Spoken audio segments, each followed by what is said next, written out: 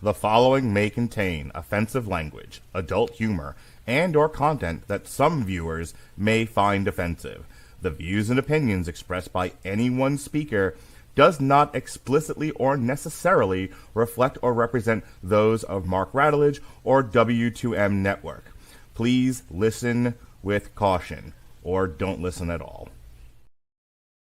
Hooray for Hollywood, where stars are living large in mansions with their servants and their credit cards in charge, with fame that's fleeting but the egos never change, where everyone's a genius except the ones who really arrange. Hooray for Hollywood, where the scandals always sell, where every whispered secret is a new tabloid's tell. Oh, how we adore the endless red carpet galore. Hooray for Hollywood, where less is always more. And now, Pongo's review of Rocky 5000. That's how I feel about this fucking franchise. That should have been done at 2. But here we are, 5 movies later. Ladies and gentlemen, boys and girls, children of all ages, you are listening to a Rad Legend Broadcasting premiere podcast, Damn You Hollywood. And here's Smokey the Bear. Smokey? Appreciate the introduction from Peking Duck Batman over there. I wanted it to be more Asian. But I didn't. But it was late. I didn't want to push Jesse any further. Look, it's the Darkwing Duck reboot that we all know we secretly want. I can't wait for that to get released in a week or so. Peking Darkwing Duck. So, in case Alexis is here with us, hello, darling. Like I said before we started, I brought Girl Scout cookies. I need sugar to get through this. I have a question. It'll help. Why can't you just pick one color? What's with like the fucking like multicolor hair? Like you just can't like. You can't like this week we're doing purple and this week we're doing blue and this week we're doing chartreuse and this week we're doing. Well, for the record, I've had this for months now. It's just really faded.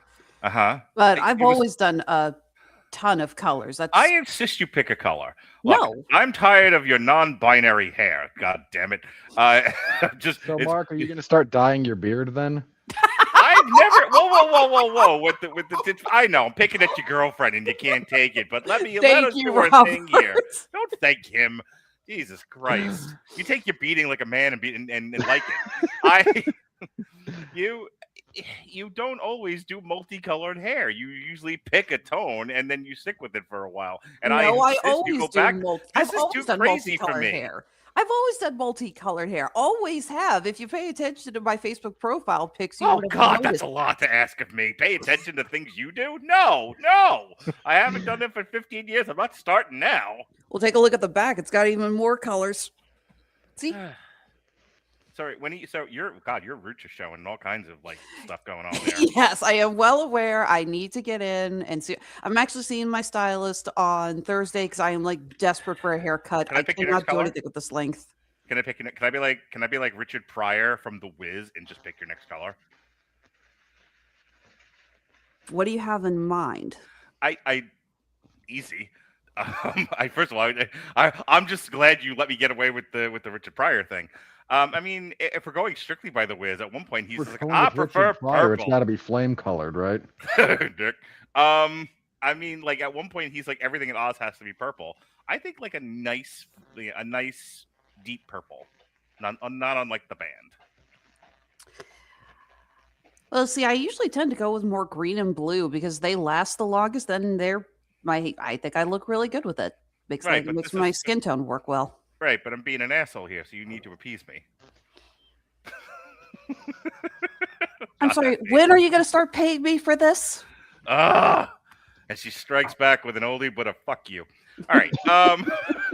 Okay. As the newly appointed head of HR, let's all kind of just take a second here. Seriously, is this all retaliation for tempting you with Exploramores? No, it's just me fucking with you because I feel like it. Look, every fifth of these, I'm not in a bad mood. So, here we are. It's me being silly tonight. Like a jive turkey. Speaking of jive turkeys, what are we talking about tonight, Robert? Well, Richard Pryor's flaming hair was not on my bingo card. That simply marked that one off. We'll tell him to have a Coke as well and shut Better the fuck that up. than talking about Richard Pryor with his pink cape talking about Superman. Ugh, shut up. That's the best thing in that movie. He can't ski. The second best thing. The best thing is the Philly Flash. You think you beat me, haven't you? The Philly Flash! That is... Superman 3 is a gem. It is a flawed, unrefined, imperfect film, but good grief, is it just so soul cleansing. Wonderful, wonderful Yeah, movie. oh my God, the scene of the sister getting pulled into the computer, that gave me nightmares for the longest time. That genuinely freaked me out as a kid. That computer is supposed to be Brainiac. Oh, yeah. Yeah. The production history of the Superman movies is a fun story to get through. Speaking of fun I was gonna say, you try talking about Superman 4, we're never getting out of here. Speaking of long stories, Robert, what are we talking about tonight? Using the segue of things that are lengthy. We're in the Scream franchise again. Don't make it weird, Mark. We're in the Scream franchise for the 7th entry. Yes, Scream 7 is the 7th installment, in case you didn't know what the 7 meant, in the long-running slasher franchise and a direct sequel to Scream 6. And if you don't know that, the movie will remind you several times. Directed by Hollywood's... Because they're all bitter that it failed. Directed by Hollywood's greatest writing monster, Kevin Williamson. That is not true. Who co-wrote the screenplay with Guy Busick. I'm Busick. pretty sure Robert says that still belongs to James Gunn. From a story by Busick and James Vanderbilt, the film sees Neve Campbell return as Sidney Prescott alongside Jasmin Savoy Brown, Mason Gooding, David Arquette, Matthew Lillard, my daughter's favorite actor, and Courteney Cox in all of her plastic surgery. New cast members include Isabel May, Anna Camp, Mckenna Grace, Joel McHale. The story centers on a new Ghostface killer, because they keep killing them, targeting Sidney's daughter. Originally set to be directed by Matt Bettinelli-Olpin and Tyler Gillett's successor, Christopher Landon, the film underwent major creative changes following the departures of Melissa Barrera and Jenna Ortega. Williamson ultimately stepped in as director. Filming ran from January to March of 2025, released February 26 by Paramount Pictures. The film drew negative reviews, which we'll talk about, but delivered the franchise's biggest opening weekend, much to my son's chagrin. So, I feel like we've talked about these Scream movies ad nauseum. I guess the only question is, to kind of kick this off before we get to the plot synopsis. Obviously, they changed direction from the new cast members of Marissa Barrera and Jenna Ortega for a variety of reasons. Well, I mean, Jenna Ortega is a big star now, and Melissa Barrera decided she couldn't keep her mouth shut. Barrera does have a propensity for saying the wrong things, but Jenna Ortega's star is also artificially propped up. If she was as big a deal as everyone likes to think she is, the last Scream movie would have done better numbers. So do you think they should have stuck with that cast if they were going to keep doing this? Or, you know, this cowardly return to form was exactly what the doctor ordered? Or do you think they just should have ended this fucking franchise? I'll give you 3 hints as to what my vote was, and the first 2 don't count. Robert? Likewise. My general preference would be to let this thing alone. Mm-hmm. My defense of this movie, to the extent that I'm going to defend it, because I didn't hate this.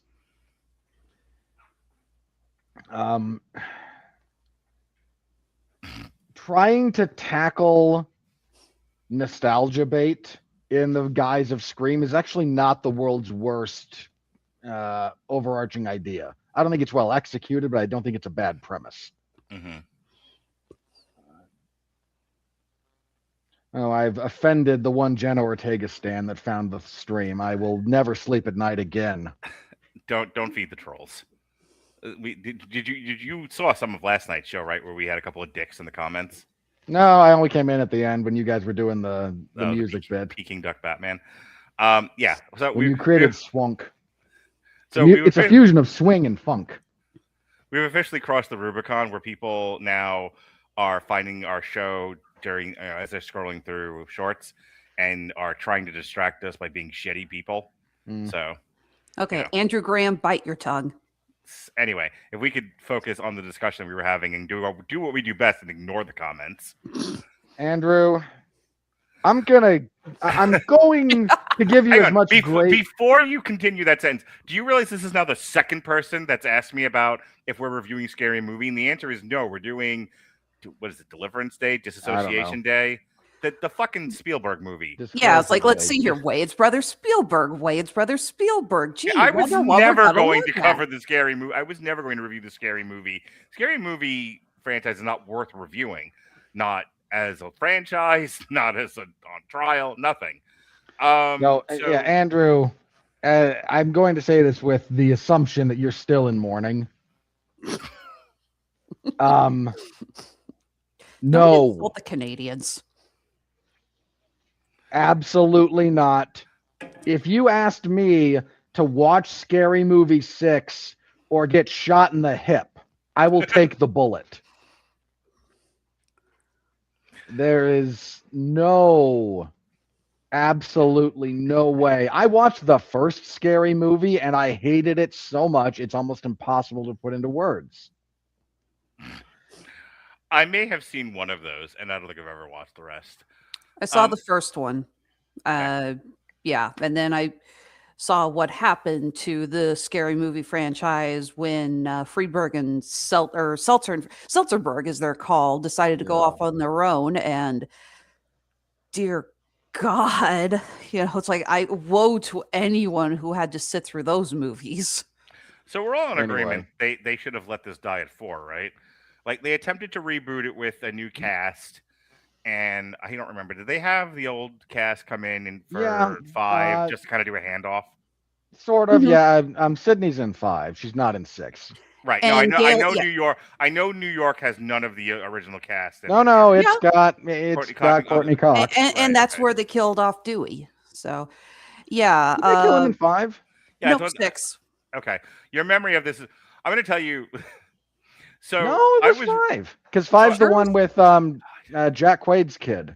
So I got with really Randy, sick not Randy. After the movie, I was really sick around the time of that movie. I thought I had cancer again, and I watched 6 by myself in the theater. And then when the night was over, I had to like crawl to my car because my lungs were so full of fluid, and I thought I was going to die in the parking lot.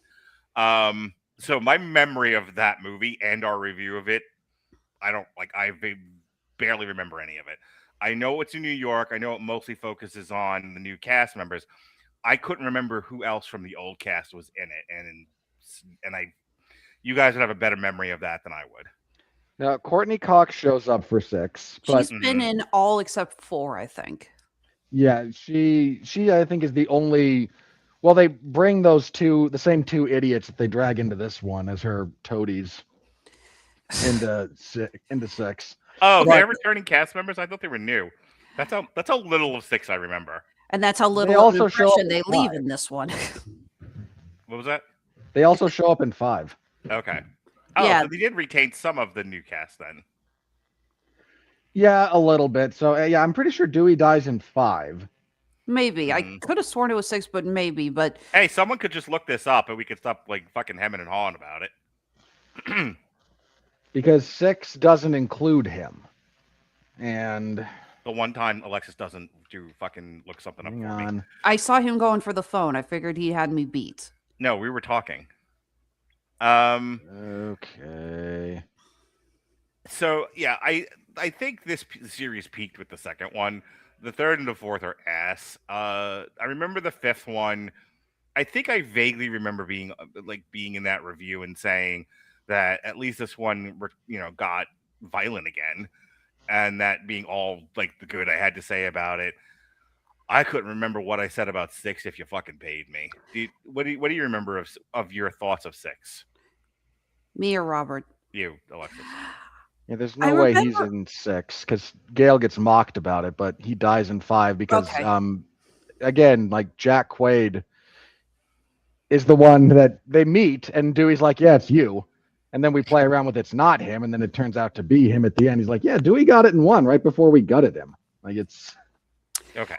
I'll say the only thing I remember about 6 was is that there were 2 legit scary scenes, and only 2. One is with you have the targets trying to get across from one apartment building to another, so they put the ladder on the balconies and climb over that. And that was a really tense scene. And the other one is when you have Melissa and Jenna's characters in the bodega, and Ghostface kills the bodega owner and grabs his shotgun. And you have the girls trying to get out without being seen, and they're like trying to get on, but there's spilled food all over the floor, and they're trying not to step on the chips and make any noise. Because I remember thinking, and I think we talked about this, I said the problem with Ghostface is that his kills are incredibly one note. Here's knife, stabby, stabby, move on to the next one. When you actually get some variety in the kills and in the violence, like again with the ladder and the shotgun, it gets exciting again because we're getting something different. So Yeah, 6 I didn't care for almost at all. I agree with Lex. Like there's 2 decent sequences. That's kind of it. It had God, sorry.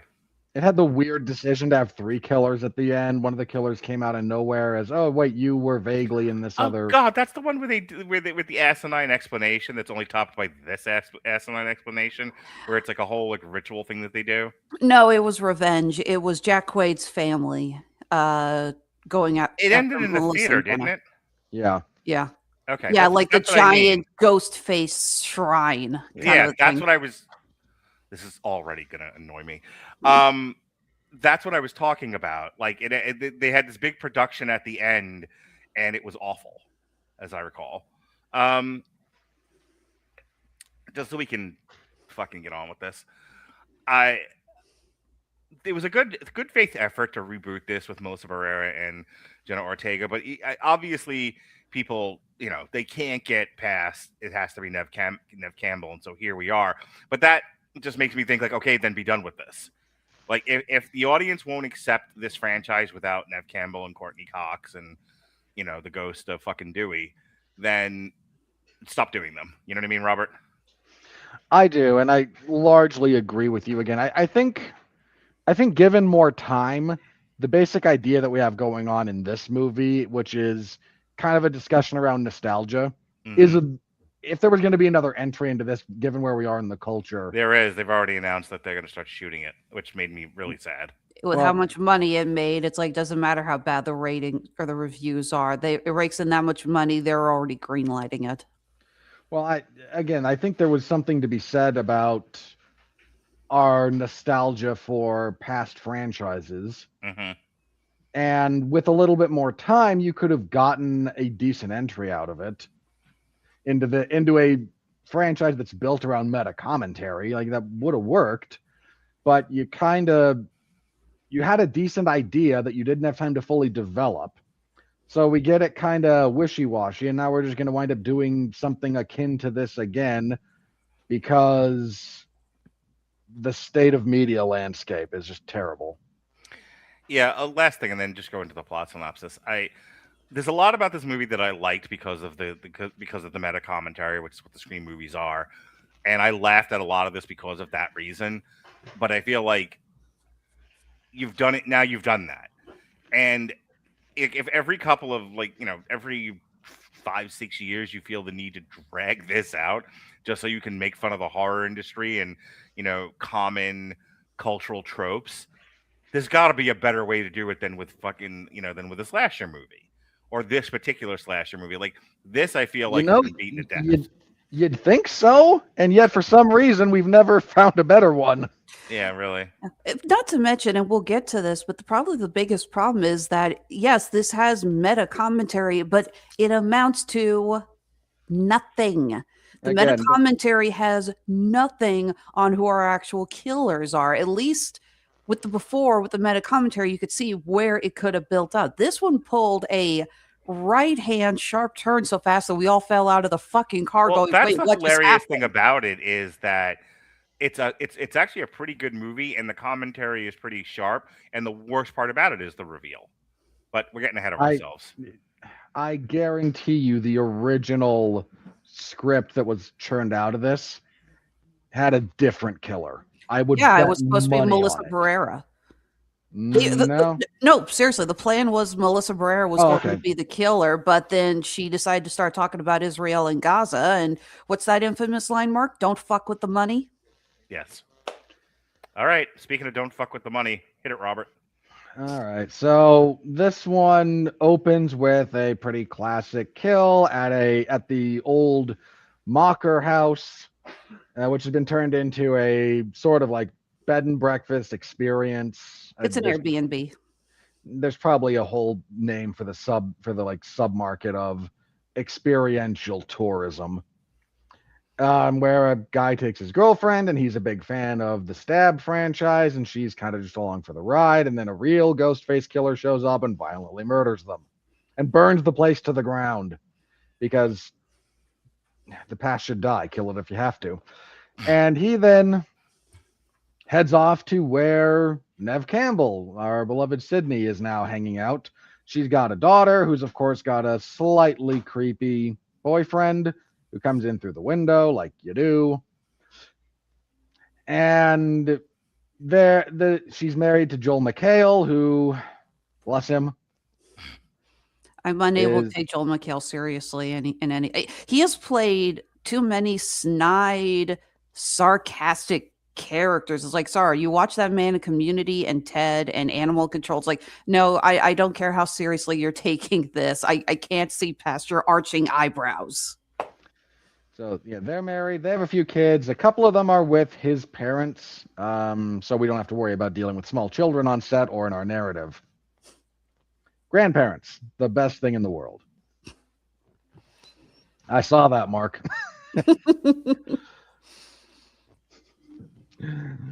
But the killer calls Sidney to taunt her, and she's kind of used to dealing with these idiots at this point.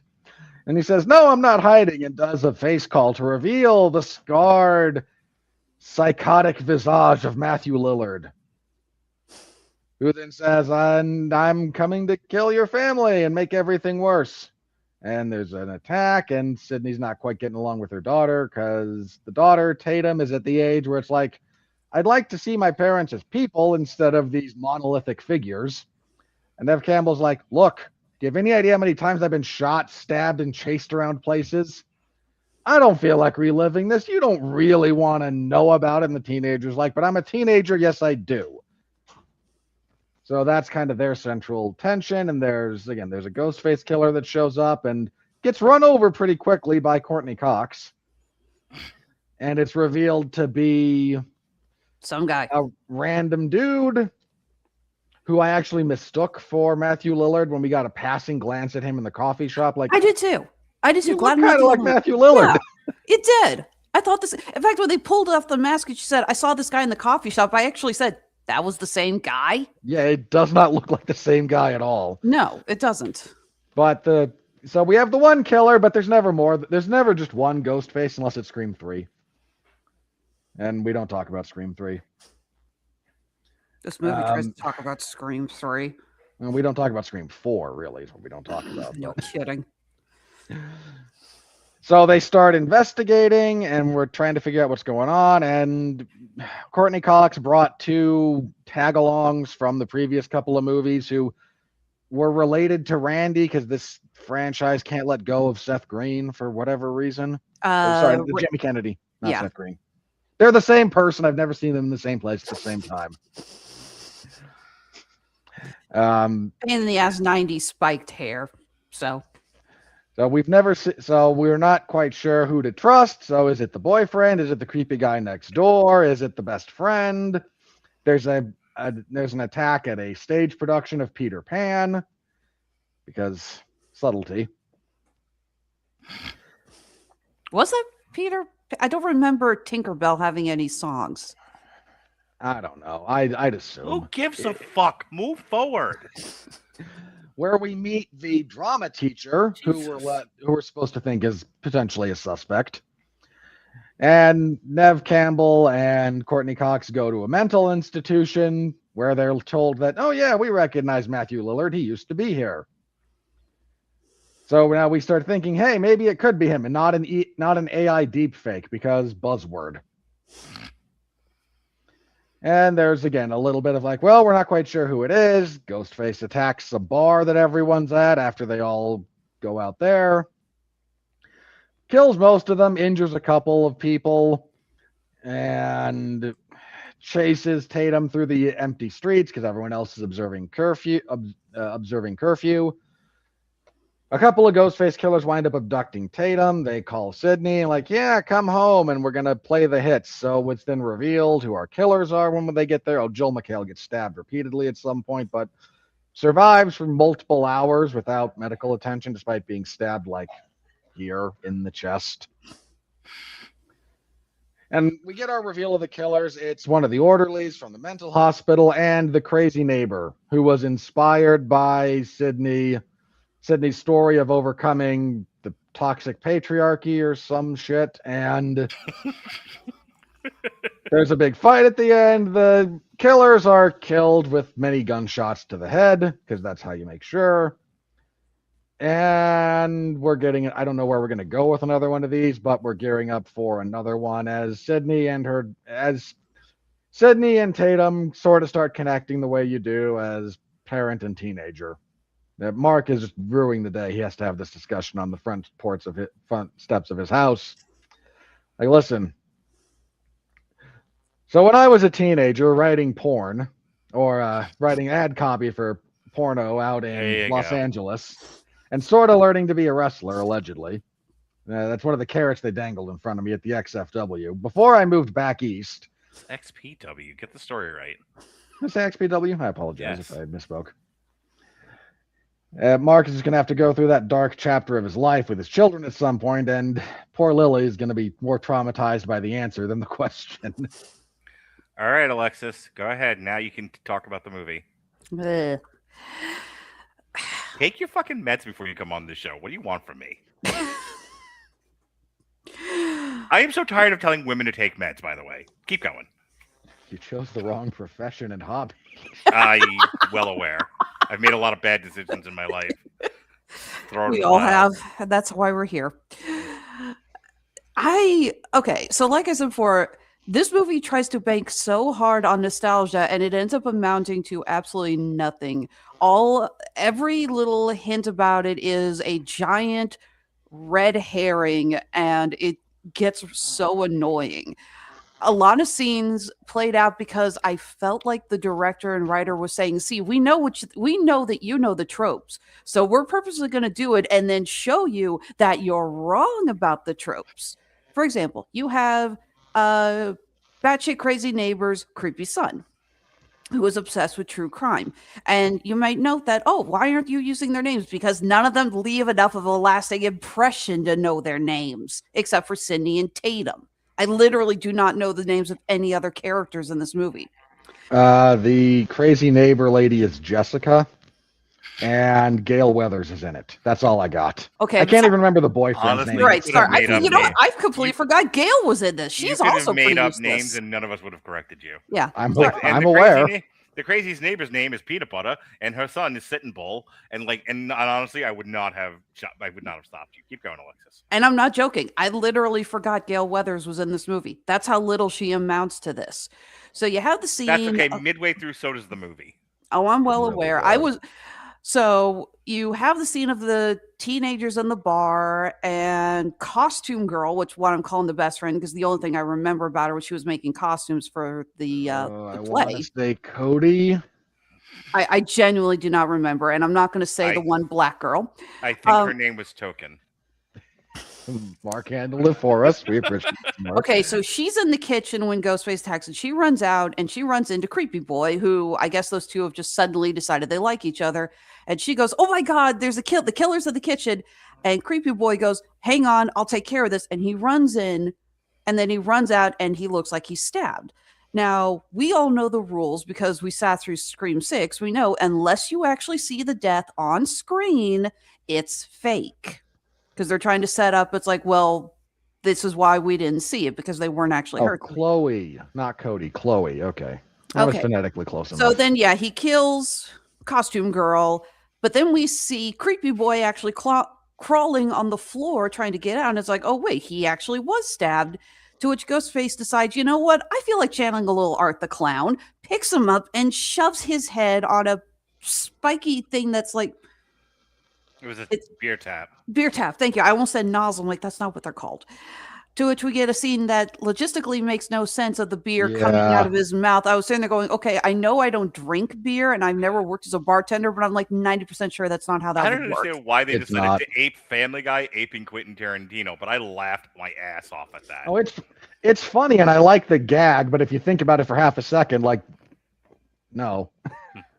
You have the whole scene of the twins from the previous two movies, and the girl who in the previous two movies decided to fulfill her uncle's legacy of talking about the tropes, and she stands up and starts talking about the tropes again, which go nowhere. You have this whole scene at the TV station, which goes nowhere. This movie feels like they actually had a cool idea, and then it doesn't feel like it was.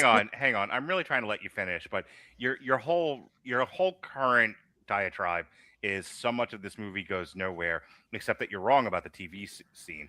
That's to set up the split between that one. It's to set up the split between Sidney and Gail, but it's also to give Sidney another push along her arc of making her confront her trauma and actually talking about it with her daughter. The whole fucking movie is so that Sidney learns to talk to her daughter about her past instead of trying to bury it, especially as her daughter is becoming curious about it. The purpose of the one was to draw out Matthew Lillard if he was alive, and two was to do all of that. So it does have purpose, and it did go somewhere. If you're asking it, if you're saying like, well, it doesn't lead us any further towards who the killers are. Yeah, none of this movie leads us to who the killers are. But that's been the problem with every Scream movie since the second one, which is it's a bunch of giant misdirections. And as my friends once told a girl who was driving us home, make the next 4 rights. Wait, that's a circle. That's kind of how these Scream movies go. It's they misdirect. Killers from out of fucking nowhere. It makes no sense and has less and less impact as these movies have gone on. Yes, but the previous movies, there were still just if you go back and rewatch it, you pick up on little hints, little things that actually do point to so-and-so being the killer. I said my argument, Alexis, because you're not listening, it goes somewhere and it does something. It just doesn't go to who the killers are, which is a problem with all of the Scream movies. Well, I was saying that previous Scream movies, that wasn't the problem. I'm saying previous Scream movies, it's been a problem with every single one of these since the third one. Okay, the third one started doing that shit too, where it was like, our killers will have absolutely nothing to do with anything you've seen in this movie so far.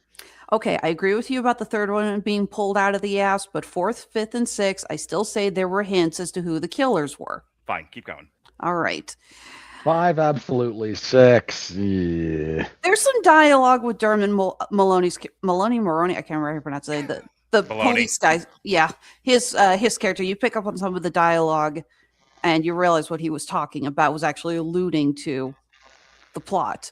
But him, yes. The other two, not so much. But okay, but again, this movie feels like the only thing that they had going on it was it's like we got Neve Campbell back and we're going to talk about the tropes, and that's it.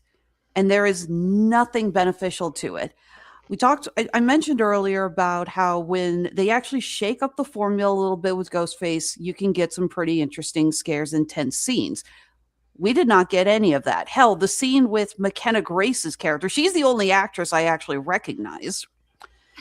She's the girl in the Tinkerbell outfit getting dragged up and on the harness with the Ghostface killer underneath. Even then I was going, okay, this could lead to some interesting kills, but it's boring.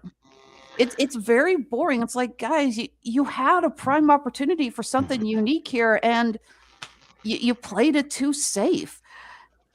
See our discussion of Psycho Killer. In the end, the only things that I really enjoyed about this was Matthew Lillard, because God bless that man.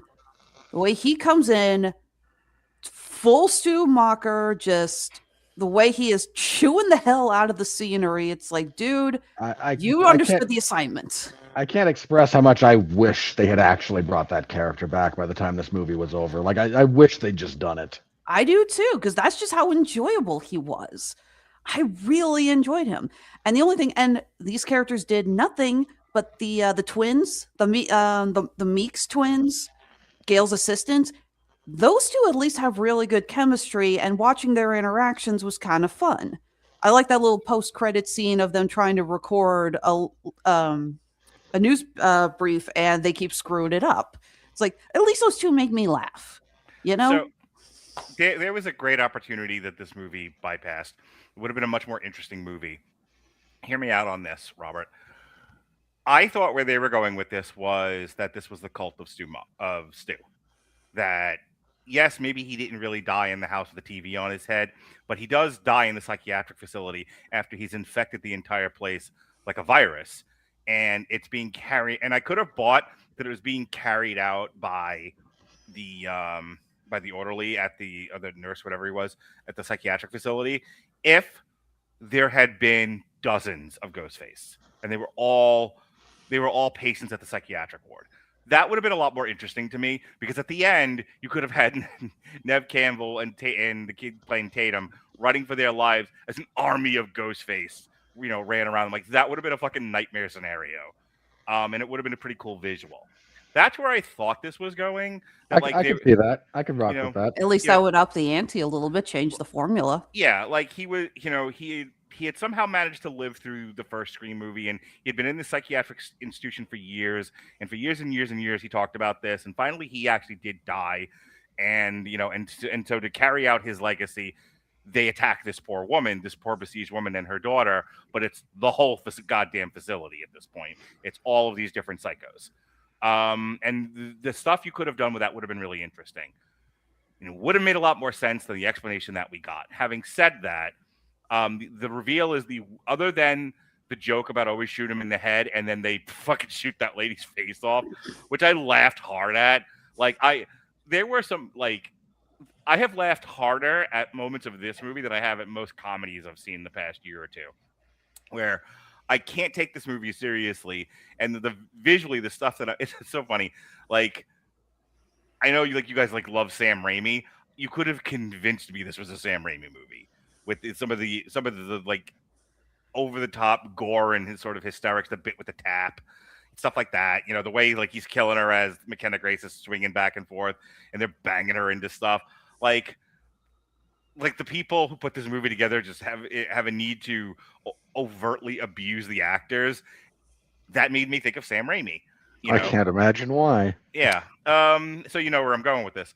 So anyway, my son and I got into a really interesting debate about this because my daughter and I liked it. Go fig. My son hated it and he didn't want to go in the first place. So he was already in a bad mood about the whole thing. But he walked out. He was like, "This is a fucking nothing movie. Why do you bring me to these things?" And I'm like, "Ugh, I've lost you at 12." But here's what I told him. When the movie's operating poorly, but it's trying at least, as a whodunit, as a mystery, and they're actually looking for clues and stuff. They're going to the psychiatric facility, they're talking to people, they're trying to piece together things. I was actually enjoying it.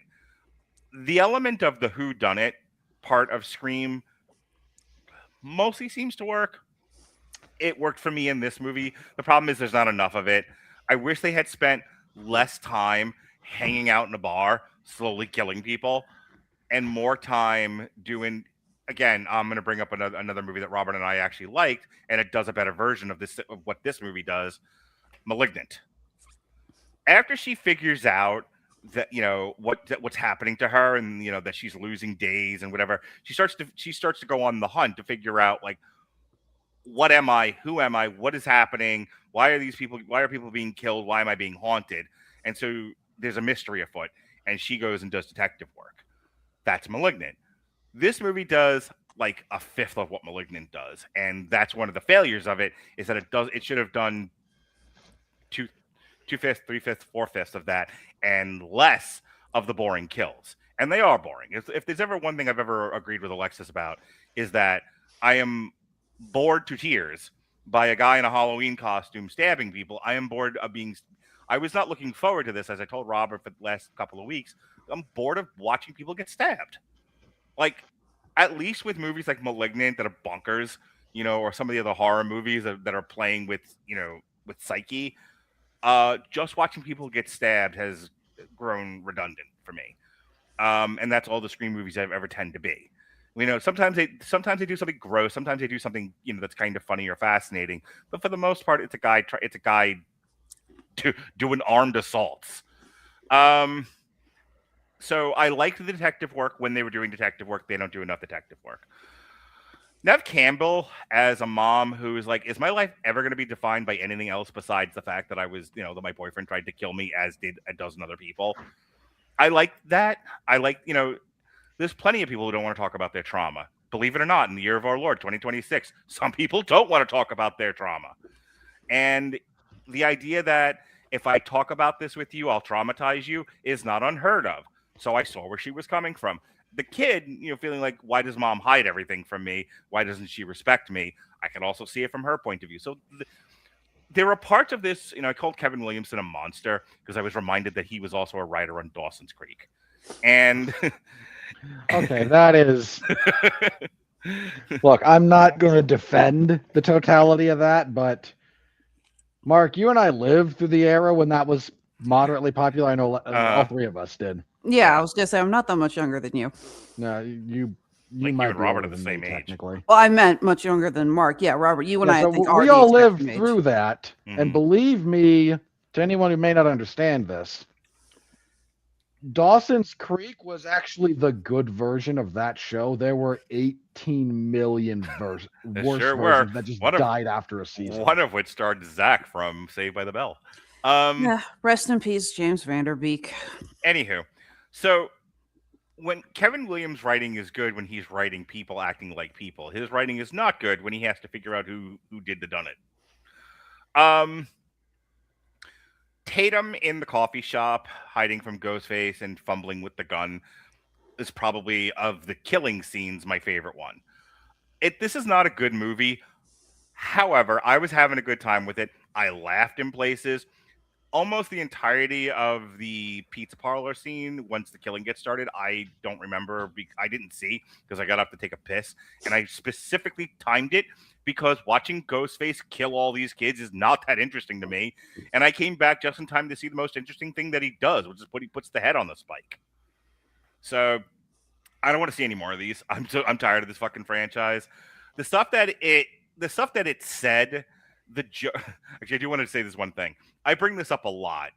When HBO started doing the HBO Comedy Hour, which was, you know, very new and interesting for its time, Robert Klein did the first one. And I know I've talked about this, but for those that don't know who I'm talking about, Robert Klein's a very old comedian. And he got to do the very first HBO special. And as part of his bit, he acknowledged that for the first time on a televised broadcast, because it was pay cable, he could curse. And he's lamented how he handled it because he was just like, oh my God, we're on HBO. We're gonna fuck. And that's what he does, right? And the audience laughs because he's yelling fuck in their face like he's Sam Kinison. And in the later years, when they do a documentary about that and they ask him about that, he was just like, yeah, I didn't handle that well. I wish I had come up with something more inventive, more interesting to say other than just scream fuck at the audience. You know, in the very first time you're allowed to curse on TV. That's how this movie feels. It was like the use of foul language in this movie was like no one had ever cursed before. And they finally got permission to curse, and like a 12-year-old whose father gives him permission to curse. I don't know why he would, but in case that ever happens, it's like there's so a lot of first-hand experience with that one. Actually, my kids are not allowed to curse in front of me. They both know that. They slip occasionally, and I kind of give them a look, but they're not allowed. Hilariously, I told him, you're not allowed to curse in front of me. Be better. And my son looks at me. He's like, Father. He called me Father. He said, Father. And the lights came down. Father. The spotlight shone on him. He said, Father, for years, since I was a baby, I have listened to you and Robert, and all you did was curse. He's talking about me, not you. And I was like, how did you expect me to not curse? And I went, be better than me, son, in every way possible. So anyway, but that's you're not wrong considering it's Courteney Cox, who I think does like 90% of the cursing. Yeah, like they're dropping F-bombs like they've never cursed in a movie before, and they finally got permission. They're like, oh God, free at last. Fuck. Someone finally realized the Hays Code got kind of left in the dust. It's like that scene in X-Men Dark Phoenix when Scott is the one who drops the one F-bomb in the movie, and we're all going, really? That's what you got? When you have Courteney Cox be the one who says fuck, and they're going, I don't want to trigger you, but it's almost as bad as the one time they cursed in the Guardians of the Galaxy 3 movie, where I thought, well, that was a waste.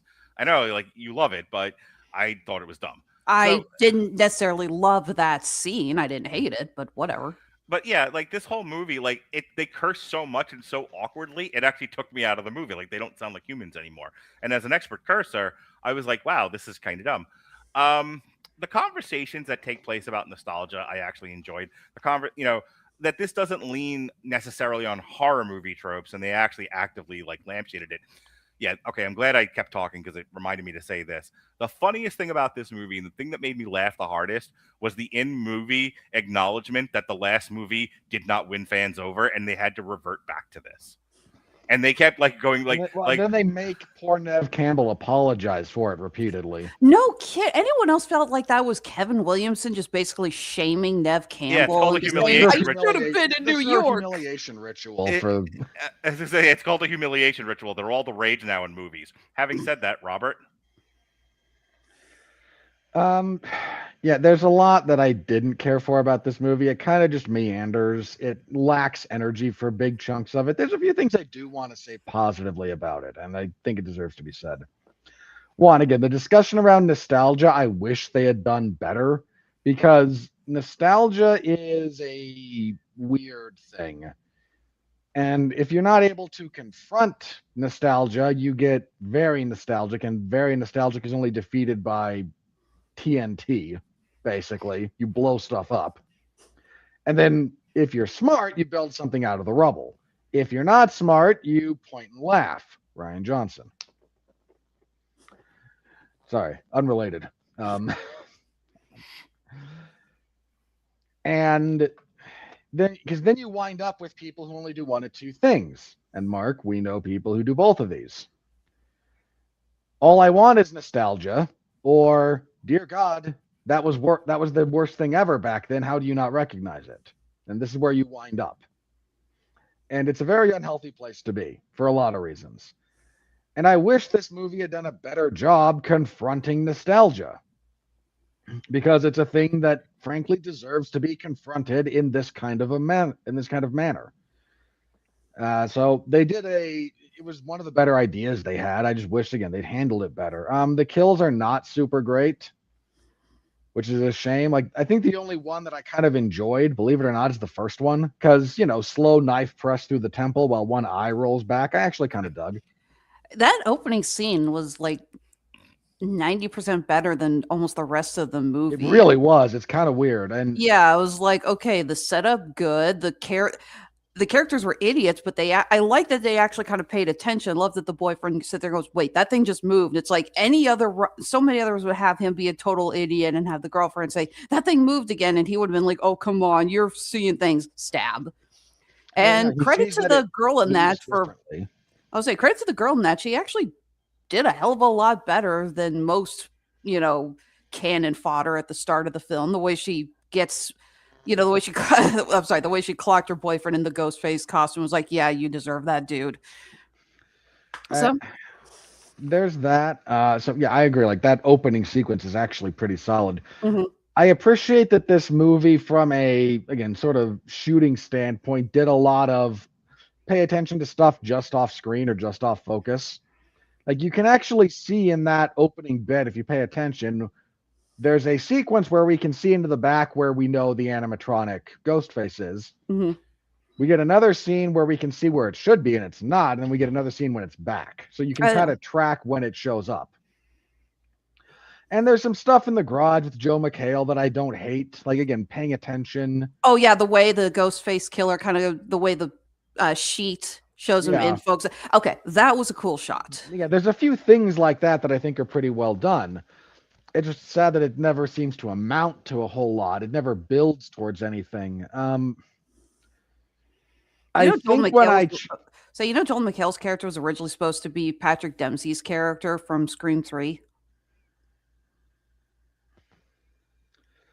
That would have been a choice. Well, so I think it's in Scream 5 they call Sidney and she mentions her husband, Mark, which was Patrick Dempsey's character's name. And the creators and directors said, yeah, we had always planned on him being the one she ended up with, but Dempsey couldn't make it into film this. So they're like, well, no, this was the guy she was talking about. So, yeah, Joel McHale wound up being a very weird casting choice for this one. I mean, I don't think Joel McHale is a bad actor. I just think he's limited. Like, you get him in a narrow set of he's like Jesse Eisenberg. Eisenberg can do like two things. He can do them very, very well. I'm not trying to say he's a bad actor, but he doesn't have range. He has depth, which is not the same thing. Joel McHale kind of in that same school. Like, if you know what you need from him and he's the right guy for the job, he will knock that out of the park. Was not right for this. This movie lost me, I think, when I clocked who the killer was going to be. At least one of them, because you know there's always more than one. I was just saying, you figured out the orderly, but I refuse to believe you figured out the neighbor. No. I figured the neighbor. I figured out. Really? When Ghostface enters the code to get into the coffee shop. Okay. At that point, I went, this is either the blonde neighbor, because we've killed everyone else and she's been on screen enough for that to be somebody, or they're actually pulling the trigger on the Gale heel turn. It was one of those two. And when it became abundantly clear the movie doesn't have any balls, it was never going to be Gale. How good would a Gale heel turn suddenly like this actually be? That would have been good. That was like when they revealed the orderly, I went, okay, that's odd, but now it really is only Gale or the blonde lady. We're not bringing Stu back. And you could have got away with that. Again, like somewhere in my head, the original version of this, that is Gale at the end. And here's the thing: if you do my ending, but it's Gale who's in the mental ward after Dewey's been murdered, and they decide to use Stu as like the red herring. That would have worked. I'll say it's kind of funny watching this neighbor because Robert, I pointed this out to Mark. The actress playing you said her name was Jess, the crazy neighbor. Yeah. Anna Camp was recently on a show called Hysteria that we reviewed here on the network. And her character is this psycho level religious nut job who is completely brainwashed. And it's sort of a fascinatingly tragic character when you learn more about her backstory. And I'm watching the scene of her crying and weeping and talking to Sidney about how she inspired her to kill her husband. And I'm sitting there going, Anna, you play crazy so well. You definitely deserve better than this weak ass reveal. Very much. She really plays crazy well. I have no problem believing that. Again, like I feel like the original idea here was for Gale to be revealed as one of these killers because she knows everything. And boy, my career sure has taken a downturn. Let's do the nostalgia trip is the kind of commentary that this needed at the end.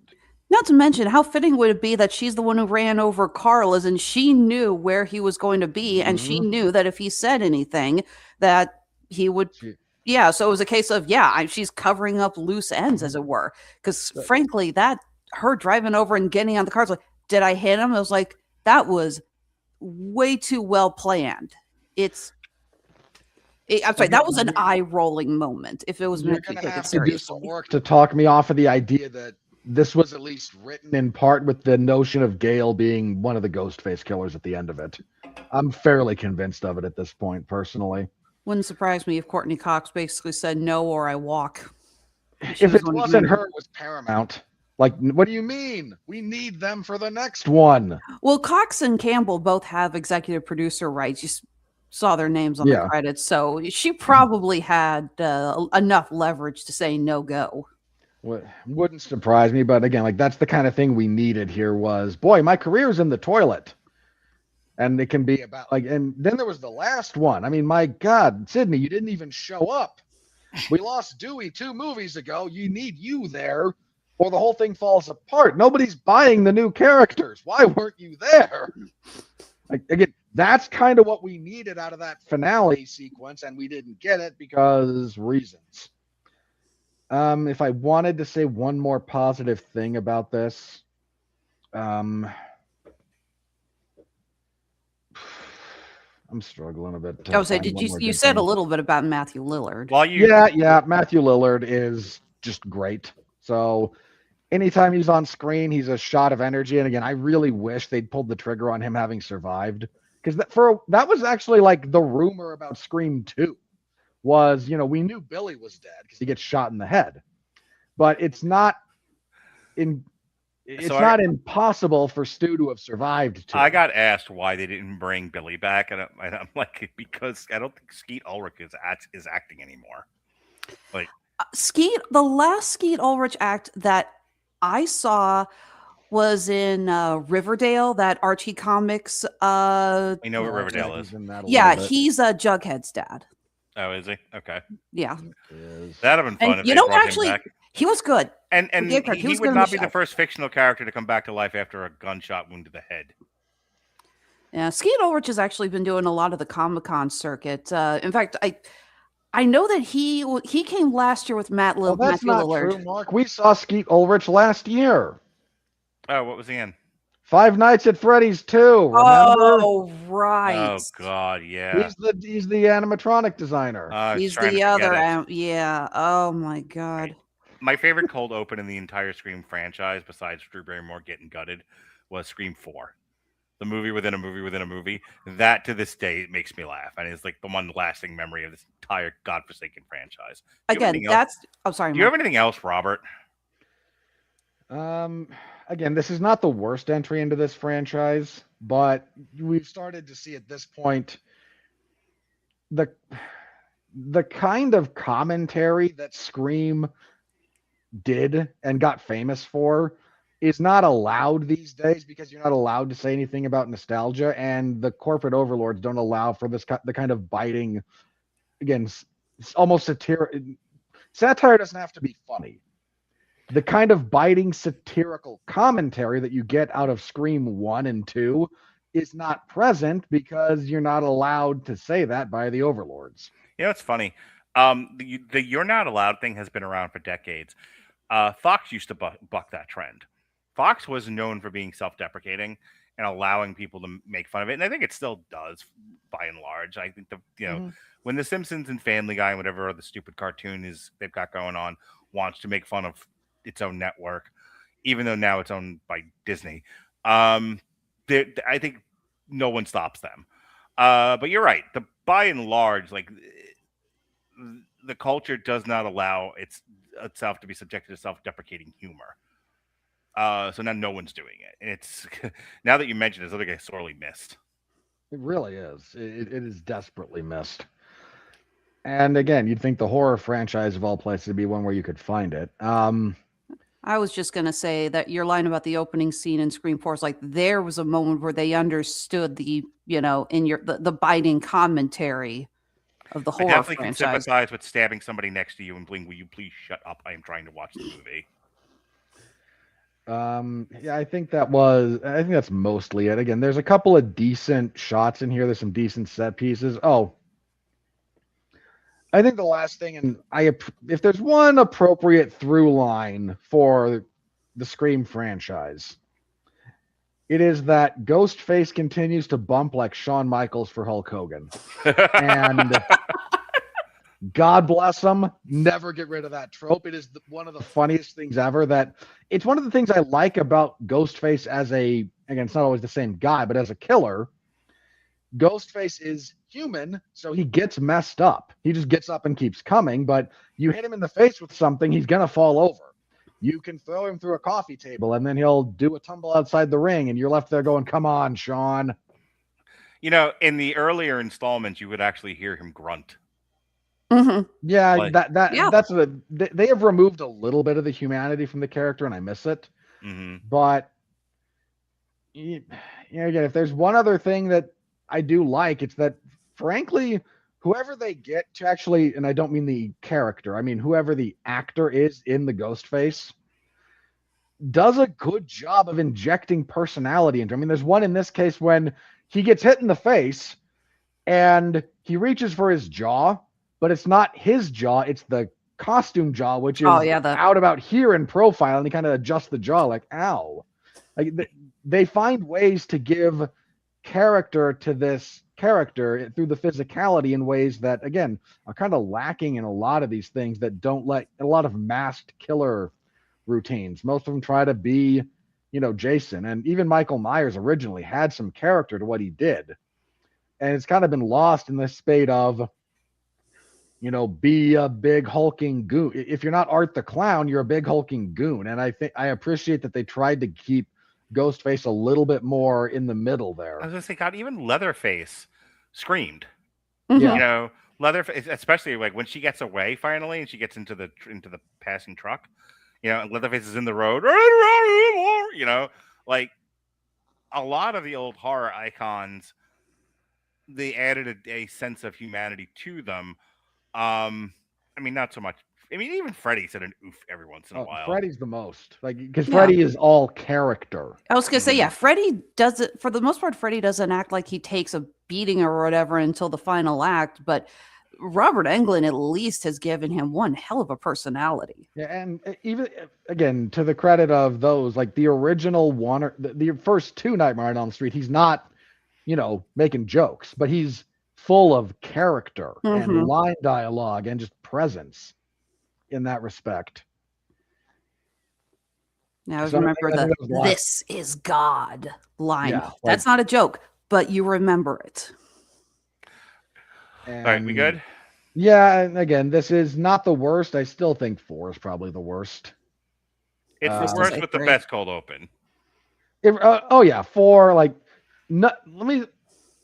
none of the Scream movies are devoid of sequences that are good. They've all of them have some part of them that is well done and memorable. Again, even 6, which I didn't like, the bodega sequence is genuinely very good. This one has a couple of them.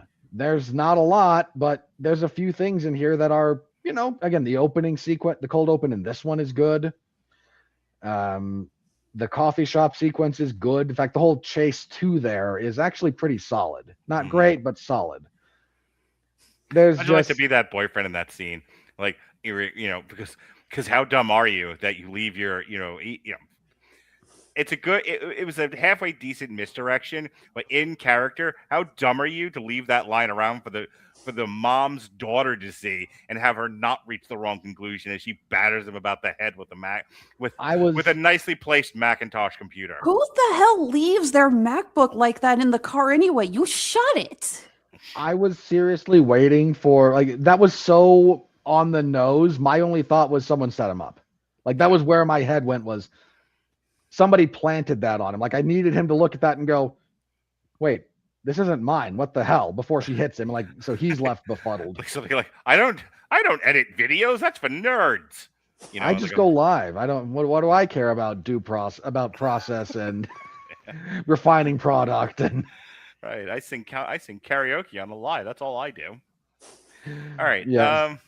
So this is, again, it's unfortunately definitely bottom half of this franchise. And this is a franchise that really, if you don't have a really, really strong bit of commentary to make, needs to kind of just go away.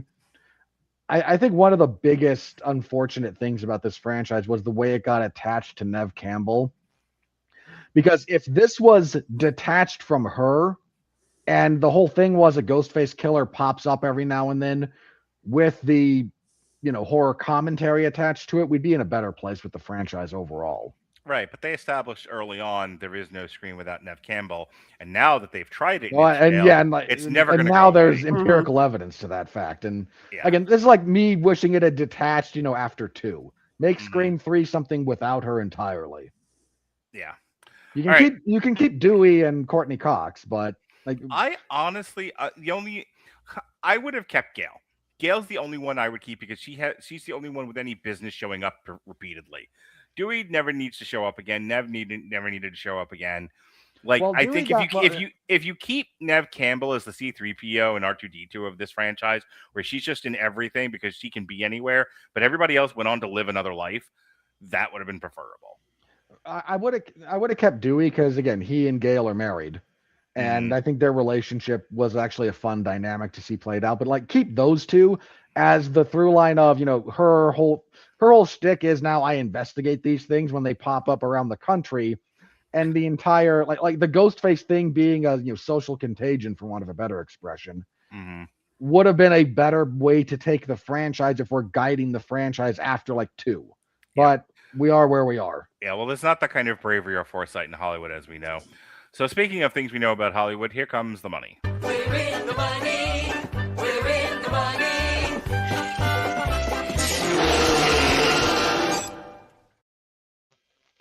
Ugh. Alrighty. On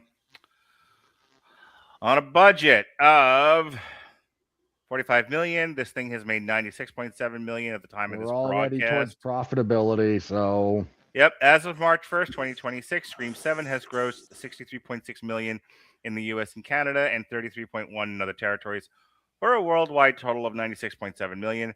On February 5th, 2026, Deadline Hollywood reported that the film was on track for a mid-$30 million domestic opening weekend, which would place it second behind Scream 5's 6.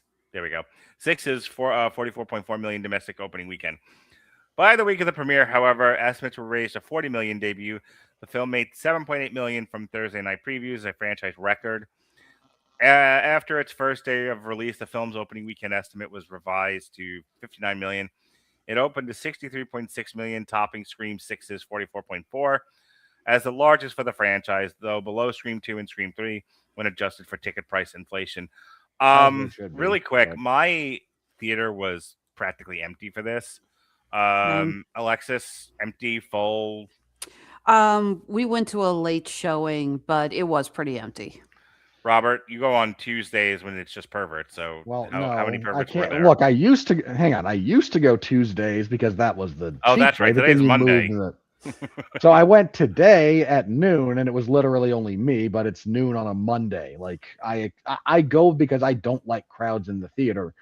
I don't mind other people being there, but I've gotten to the point where all the bad theater experiences I've had have been with very crowded theaters, and I'm happy with it being, like 50 people, I think is kind of what I want, give or take, in the theater. There was a lady who brought a mentally disabled person to the movie, and I forgot that, but I could hear someone narrating the movie and yelling to the characters, and I almost got up and committed a felony until I realized what was happening, and then I had to sit down and just grumble to myself.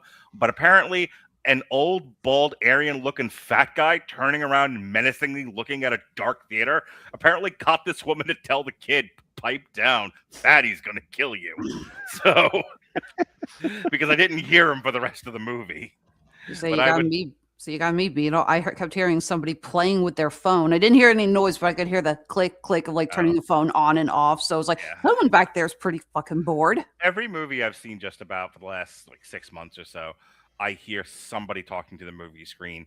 And it's like, on the one hand, we should support the movies and keep this industry alive, as many industries are now going down the drain, and we're having one company after another do massive layoffs. On the other hand, I fucking hate you all, and I'm going to stop going to the movies if this keeps up.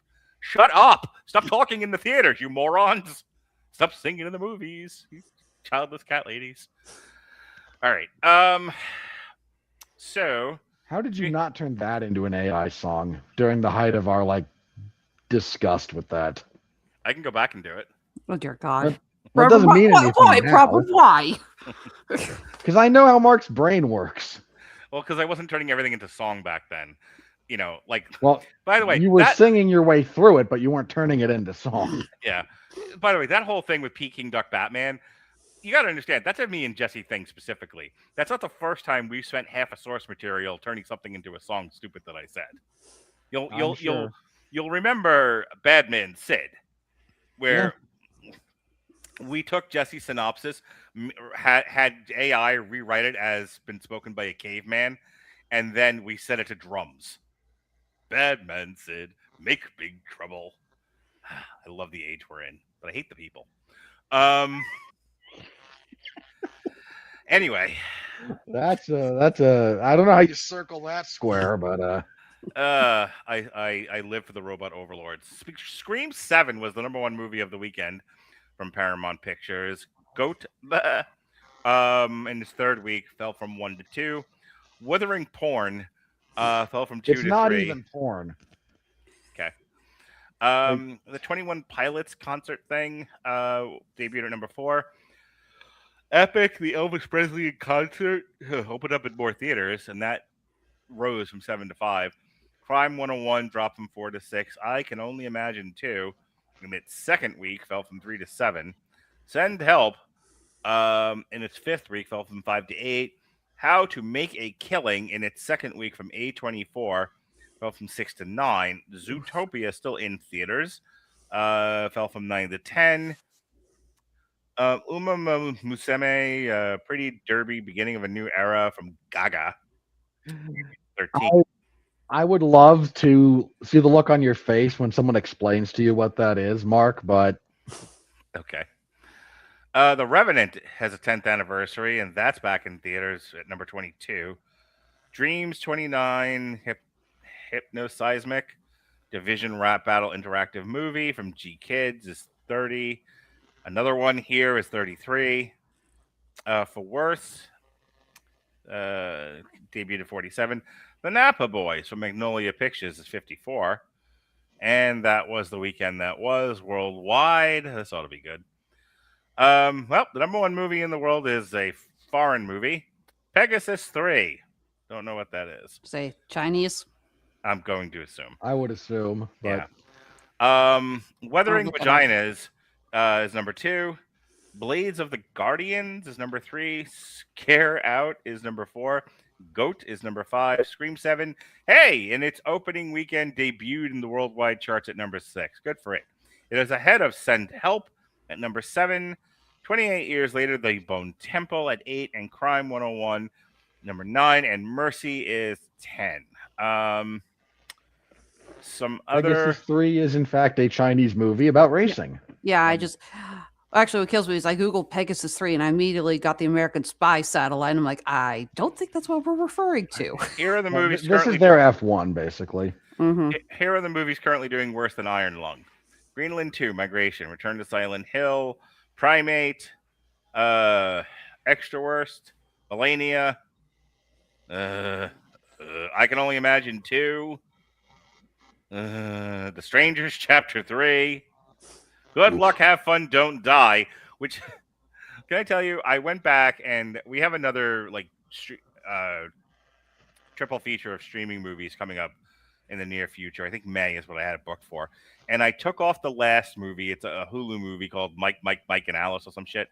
And I was like, instead of doing that one, that'll be a good place to shove Good Luck, Have Fun, Don't Die, along with The Bluff and War Machine. Okay. And I was like, all right, we'll throw it in there, and that'll get that settled for me, and I can stop thinking about it. And then I saw today, when I looked to see when this was going to be PVOD, thinking, surely by May this won't be a problem. They're giving Good Luck, Have Fun, Don't Die, Briarcliff is an extended run in theaters because it's doing so well. I have heard nothing but good things about it. Yeah, apparently it's a big fucking hit for whatever this is. It's made worldwide. The total on this is, let me see, 8 million. Oh, yeah, okay. 8,173,675. It is number 39 in the world. Yeah, that's how good it's doing. Yeah. Oh, it's a Gore Verbinski film. I forgot he was directing that. That's why Yes. Mark wanted to see it. That was a big part of it. Yeah. hmm So that's the weekend that was. We have a bit of news to discuss. Indeed. Before we do, just so I can finish up the money stuff. Next week is Hoppers and The Bride. So this one of the two of them, probably Hoppers. Hoppers, probably. Mhm. Hoppers apparently is getting rave reviews, so that'll knock Scream People out are of back number on one the spot. Disney drip feeder. Well, we have very few family films in theaters right now, Also and true. Goat came out a while ago, so I've heard I Goat's think- good. I've heard Goat's good as well. Well, I've heard Goat's more of a thing if you're like really into basketball because it is a very Stephen Curry is the executive producer and the voice of one of the characters, so a lot of people. Did I say Stephen or Stefan? It's Stephen Curry. Just I'm sorry, you're right. It is. I don't know why I said Stephen, but I've been hearing a lot of people say it's good. But if you're more a big fan of basketball, you're gonna absolutely love it. Scream 7 came out this past weekend, Friday, as it were. We are reviewing it the first Monday after it came out this past Friday. Brittany, Harmony. If you have any other questions, we're happy to answer them. So yeah, with Hoppers coming out and then The Bride, figure Hoppers will be the #1 movie for the next week or two.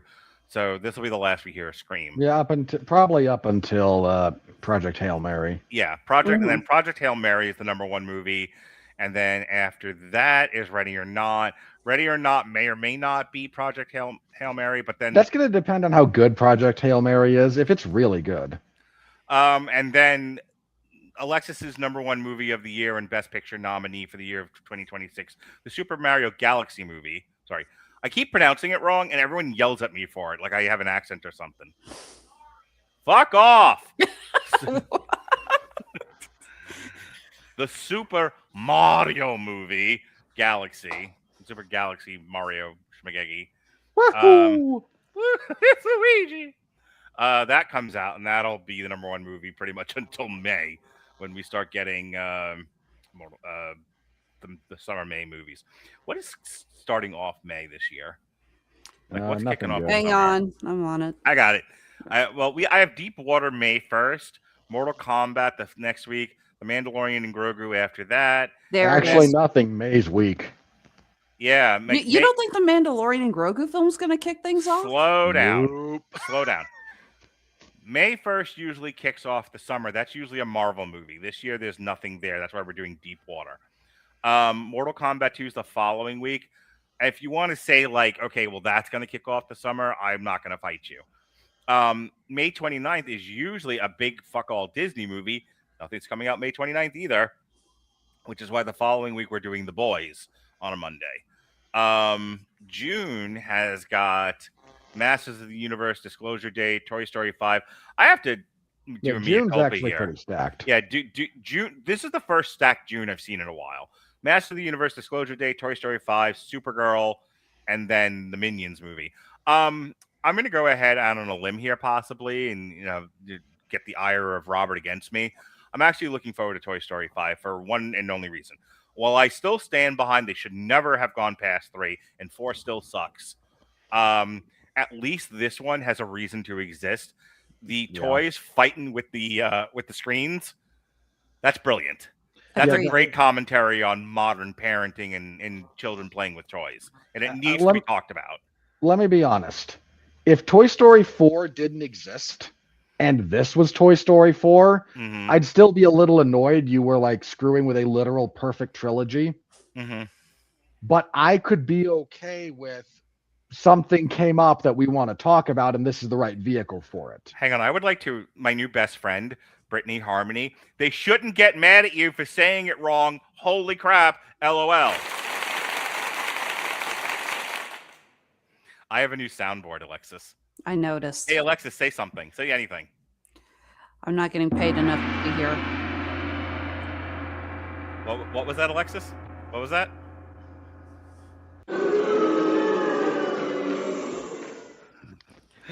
Anyway, Alexis, what's Mark, going on with you? I have to say this for you. Yeah? You are the only person on this panel, apart from me, because I'm weird, old enough to understand the gong interrupting someone and what it means. Hey, Alexis, tell us about what's going on in your world right now with your cons or your family or anything. Now she fucking goes mute. You know what?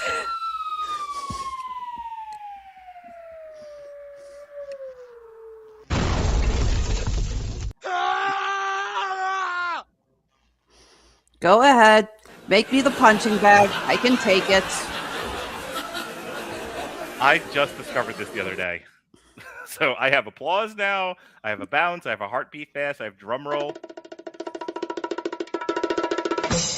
I have the aforementioned gong. I have boo, the slide whistle, and I now have I got rid of the entirely recorded too loudly V for Vendetta explosions. And now you do know I have access to this as well, right? Anyway, I'm so tired of her. So anyway, Robert, as we were saying in this intellectual discourse, Yeah, sure. All right. So we're talking about Toy Story 5, and I'm really excited. I'm actually really excited about that storyline.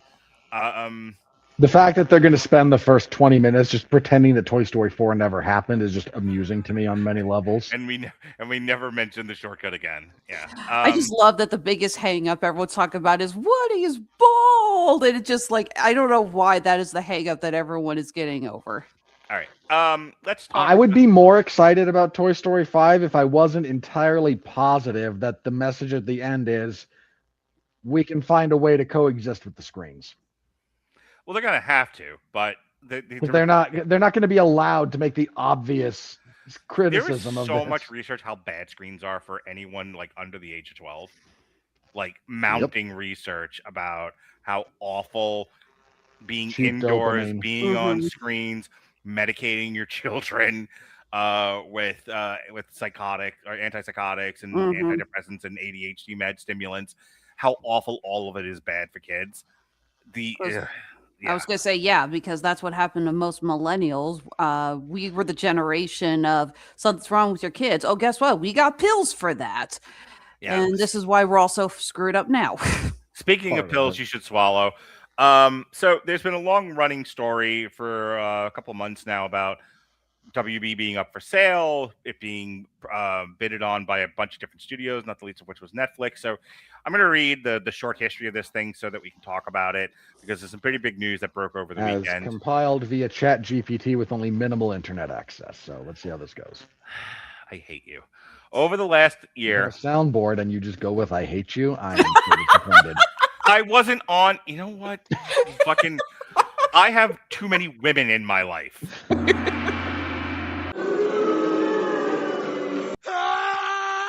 is how you make me feel. This is you all the time. Robert, did you ever Every have one show. of those? Did you ever have a professor in college who just whenever they did not slideshows, but PowerPoints, they would do every single kind of filter and transfer and everything, and it was just a nightmare because you could tell they were having way too much fun with all the buttons. Because I had one of those, and I'm having flashbacks. No, I have accepted that Mark has this new toy and he's This going is a to use it a gunshot. lot. I just want you to know this is a gunshot, Alexis. That's for you. That is the world's worst gunshot sound effect. Yeah, really. I initially didn't have it, but I needed another sound for it. I was going to say, that doesn't sound like a gunshot. That It sounds sounds like a like... door slamming. I thought it sounded like a horse taking a crap. Oh, I still have. Hang on. If you want to talk about horses taking a crap, Alexis, like I know you do, I still have this. But that's Mungo. Yeah, sorry. I binged The Night of the Seven Kingdoms, and it has a scene of the little kid trying to train the horse, and they cut back, and the horse is literally taking a shit. So, Okay. Speaking of things I would like to shove into the nothing. Over the last year, Hollywood has been in the middle of one of the biggest corporate fights in modern media history, a battle between Netflix and Paramount Skydance for control of Warner Brothers Discovery, the parent company of Warner Brothers, HBO, CNN, and a massive film and television library. To understand this, you have to go back to 2022 when Warner Media merged with Discovery to form Warner Brothers Discovery. The deal created a content giant, but also saddled the company with heavy debt. At the same time, the cable television was collapsing, streaming growth was slowing, and Wall Street was demanding profitability over expansion. Warner Brothers Discovery found itself squeezed, too big to fail, too leveraged to move easily, and stuck between legacy cable decline and an expensive streaming arms race. By late 2025, Warner Brothers board began exploring strategic alternatives, including a potential sale. Netflix emerged as an early frontrunner. For Netflix, acquiring Warner would have meant gaining HBO's prestige brand, Warner's century-old film library, DC Comics properties, and control of a deep television catalog. It would have instantly transformed Netflix from a dominant distributor into the owner of one of Hollywood's most historic studios. But Paramount Skydance, itself the product of consolidation, entered the picture with a broader vision. Instead of carving off pieces of Warner, Paramount aimed to acquire the entire company. That meant not just the studio and streaming service, but cable networks, news operations, and production infrastructure. The pitch was scale in an era where tech giants like Amazon and Apple are spending aggressively Traditional media companies believe survival requires size. What followed was a bidding war. Netflix initially had an agreement in place, but Paramount repeatedly raised its offer. Warner's board ultimately determined Paramount's proposal was financially superior. Netflix had a short window to counter. It declined. The company signed that a $2.8 billion payout for walking away to Netflix, so there's that. Yeah. The company signed that chasing the higher valuation didn't make strategic sense and walked away, reportedly collecting a significant breakup fee in the process. Thank you, Robert. Paramount Skydance now stands poised to combine its assets with Warner's pending regulatory approval, which it's going to get because Paramount and the White House have connections. It finalized the merged company would control two of the most storied studios in Hollywood history, multiple streaming platforms, major news networks, and an enormous global content pipeline. Think of this is another version of the Disney-Fox merger. It would also inherit substantial debt and face scrutiny from antitrust regulators concerned about media concentration. For Netflix, the outcome is strategic calibration. Rather than owning a legacy studio, it remains a distribution powerhouse built on data, algorithms, and global production pipelines. For Paramount, this is a high-stakes bet that can scale offset structural decline in cable and intensifying competition in streaming. Zoom out, and this isn't just a corporate drama, it's a reflection of the larger shift. The collapse of the old cable bundle, the plateauing of subscriber growth, and the reality that streaming has matured into a slower, more expensive business than investors have once imagined. The fight over Warner wasn't about ego, it was about survival in an industry where consolidation is increasingly seen as the only path forward. So, Robert, your thoughts? I got a couple here. One, this does still need regulatory approval. Even if it gets regulatory approval, the actual process of merging companies this large takes time. We're not going to see the actual fruits of this for probably at least another year. I was going to say, if you use the Disney Fox as a model, I think that took place 2015, give or take. And we didn't really see anything till 2020, 2021. Little before that, but yeah, thereabouts. I mean, they were for the after 2015 and after they finally approved it, the next 4 years were literally about just cleaning up the Fox contracts, letting stuff. That's how we got New Mutants in theaters. So there was a whole process of cutting things and cleaning things up and releasing stuff into the ether. That was the funniest part of COVID, was there was still stuff in theaters, mostly because Disney just needed to dump a lot of Fox properties and it didn't care what happened to them. Yeah, so you'll see a lot of that here. Yeah, so there's still going to be a lot of the actual maneuvering and merging of things. It's going to take a while to fully coalesce. So there's that. This is not going to be the end of the world in the next 2 months in a lot of respects. So there's that. If this goes through, the company that comes out of it, whatever they call it, is going to be $100 billion in debt. How much did they just give to the UFC? They're paying them basically $1.1 billion a year for 7 years. Nice. It's good. I like how people are wondering why we don't have money for social programs. It's because all the money is right at the top and it's going into fucking black holes like this. I will talk about you and I can talk about that at some other point in time. I mean, I'm being flipped. I know you are, but you're also touching on a real thing that is a real problem. So yeah, well, so there's a couple of things that are going to come out of this. One is that CNN, which still derives the majority of its viewership via airports, is maybe going away. It's certainly going to change a little bit. There's a lot of people who are losing their minds. I would say traditional cable news is dying. Yeah, across the board. There's a lot of people who are losing their minds over two things. One is, it's a monopoly. No. If this goes through, they're still not bigger than Disney, first of all. Second of all, I don't even think they're busier than Universal Comcast. That was my other point.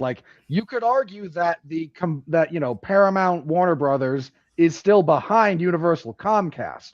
Now, you can still argue it's not good to go from 4 players to 3 players. I would agree that that's probably not the best thing in the world. but we have not even approached monopolistic status when there's at least 3 equally sized competitors. Yeah. So we're not quite running up against that the way everyone's freaking out about. The other freak out point is, well, CNN is a news outlet and the new owners are cozy with the Trumps. At which point I'm stuck going, CNN's, like, the notion of unbiased news is a fallacy perpetrated by bad CNN, actors. the same people who created Access with Saddam Hussein. Indeed. We can go to Iran. Oh, so we can talk about human rights abuses and the totalitarian nature of his rule, right? No. Yeah. I'm not really interested in anyone crying about CNN, and what first of all, in the next 10 to 20 years, CNN, Fox News, MSNBC, they're all going away. There is an easier way to do news now, and big 24-hour. The idea of 24-hour cable news is dead. It's going to take a long time for this body to die, but it's essentially it's on a respirator. Yeah, you don't need the production equipment and the facilities to do it now that you used to. Well, the way people consume media now has changed. People are doing it through scrolling apps, for example. So it's low-hanging fruit to be like, oh, you're on TikTok, you're just watching a bunch of people, do bullshit. No. There are news organizations on TikTok, like Brute. There's a few others, and that's where the reporting is going, and that's where people are getting their news. Like, so, mom, and your boomer parents, and my generation, the perfect generation, that for years sat in front of the TV and watched cable news, and got triggered when they got to hear the news alerts.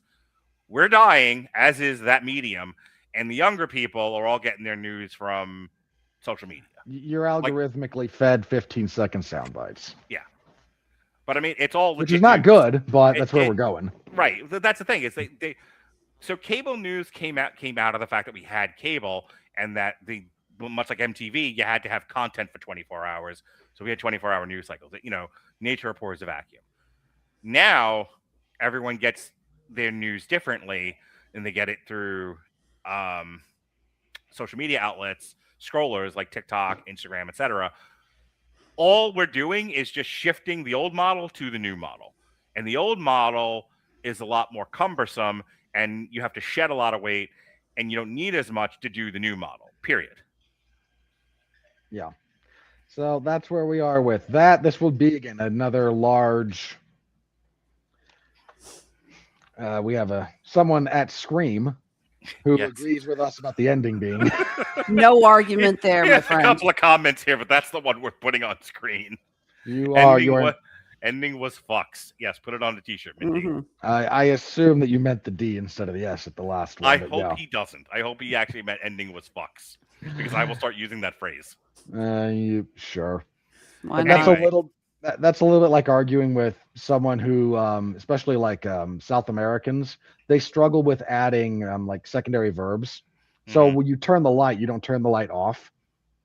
Yeah. Right. So if you tell someone from there to fuck off, they tend to respond with "No, you fuck." Wonderful. It's a not uncommon thing. Anyway. So what's that's kind of where we are. Lionsgate now. That's all that's left for Netflix. Any value? Lionsgate's actually okay. Like the other big thing about Warner Brothers, and this is kind of the big, if you want to say there's a bigger thing here than some of the other acquisitions. Fox wasn't exactly brimming with IP. It had some. I'm certainly not going to say none. But Warner Brothers, like when you go down their list of IP contracted to them, they've actually got a lot of stuff. You have Harry Potter, Lord of the Rings, DC, the entirety of Looney Tunes. They have the tag in. No, tag in meant tag in Alexis. Oh. What else does Warner Brothers have? What's there? Yeah, the Harry Potter, DC, Matrix, Game of Thrones. Yeah, that's right. They have all the HBO stuff too. So they have. Hey, now Paramount has The Wire. Can't Mark wait it for off the your reboot. bingo card. So anyway, Yeah, I'm curious if Netflix really wants a studio that badly. They're kind of out of options because At this point, unless they doing independent like Neon or A24, all that's left now is Lionsgate. Well, they either have to acquire Lionsgate, which is not off the table. Let's be clear. Lionsgate has a few bits of IP, but Lionsgate kind of survives. They're still making fucking Hunger Games movies. I'm aware. That's like the only major one they have, but it's not. Well, they had John Wick too, but they've got that. They've got the Saw franchise. Like there's Right. stuff they've got. But Netflix is kind of at the point where it's either you acquire Lionsgate, which is a mid-sized studio, or you literally build your own, and they're not going to do that. Can I make a pitch to Netflix to not like if they buy Lionsgate, it's kind of neither here nor there for me. At this point, like the big thing was wouldn't they get Warner Brothers? They didn't. I'm ready to move on with this story. If they get Lionsgate, it's not going to be earth shattering. It's literally like, you know, they got a Temu studio. But let me tell you how I think Netflix actually did themselves a favor here by walking away from this and letting Paramount spend retard money on Warner Brothers. Well, for the record, Paramount, here's the other thing about this deal. Mm-hmm. This is being guaranteed financially, not by David Ellison's dad, who is one of the 10 richest men in the world. He is personally putting up like it's going to wind up being like $200 billion of personal guaranteed money. If you look at Netflix's like movies that are coming out in the next year, which occasionally, like I said, to create new podcasts that we're going to do, I will occasionally check to see what streaming movies are coming out and bunch them together for triple features and whatnot. Also to see if we're missing anything good. You know, like there's something that's cool that's coming to Netflix, Hulu, Amazon, whatever. Nothing ever cool goes to Amazon, but the other ones maybe. Let me tell you how Netflix has cobbled together over the last decade a lot of really good production deals. Now you may not like all of the movies that come out. So when I say like they've got a production deal with Lindsay Lohan, they've got a production deal with Adam Sandler, they've got different, you know, there are different studios putting stuff out through Netflix, and like focus on that, because the other side of that is with Universal, Comcast, Disney, and now Paramount, Sundance, Warner Brothers, Pornhub. Skydance. Yeah, what'd I say? Sundance. Yeah, that'll be next. That's literally a city in Utah. Yeah, it's one of the biggest film festivals There's going to of the be year. all of. They No, still they have moved all of that these to Denver. They still have all of these controls over the movies. Like we just talked about Scream, which is a Paramount movie, and there, as an artist, you still get noted to death. You still get a lot less leash to play with in order to create your art. Netflix isn't, as we've noted, now many times to the art's detriment. But hear me out. I would rather the artists have the playground that Netflix is giving them to do whatever with, and then internally have people telling them no, so that we don't get nonsense slop. Then Netflix ending up with a studio and having the stuff that was in that studio be so tightly controlled. Like, I like the idea that Netflix is the last place people can go now to, you know, to get a deal and to actually like make something different. Granted, more often than not, they don't, but I'm still willing to believe that there's something new and interesting that comes from Netflix than I do from any of the three major studios in theaters. That's true to a degree. I mean, granted, they gave us Frankenstein as an example. Yeah, like but they also gave us the Electric State, so I see both sides. They also gave us K-pop Demon Hunters. Sure. Which Sony is kicking themselves over. That was supposed to be a Sony movie. Can you imagine if Sony had like finally had one thing to celebrate? I forgot Sony was still out there.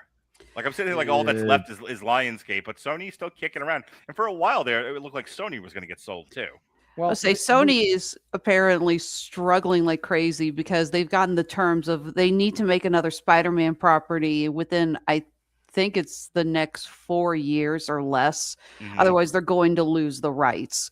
And considering that the whole Spider-Man villains story Yeah, arc. I heard they're rebooting the Spider-Man, the Spider-Man non-Spider-Man universe. They are trying so desperately to find something that they can release.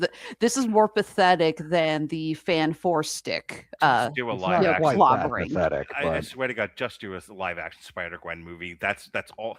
That's what they want to do. That's what they've been trying to do, and it's like staring them right in the face. I don't think it'll do well anymore. I think Spider-Gwen's like a fucking passe property, but just make a Spider-Gwen movie already. Well, it is funny because we got the trailer for the Spider Noir series on Amazon that's coming out with Nicolas Cage, and it does look good. And it's like, guys, you do have Mark.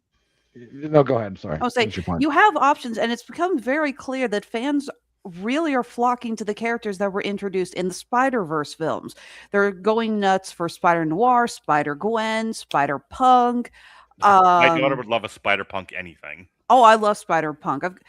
And it's like, Sony, if you could capitalize on those characters, I think you could have something.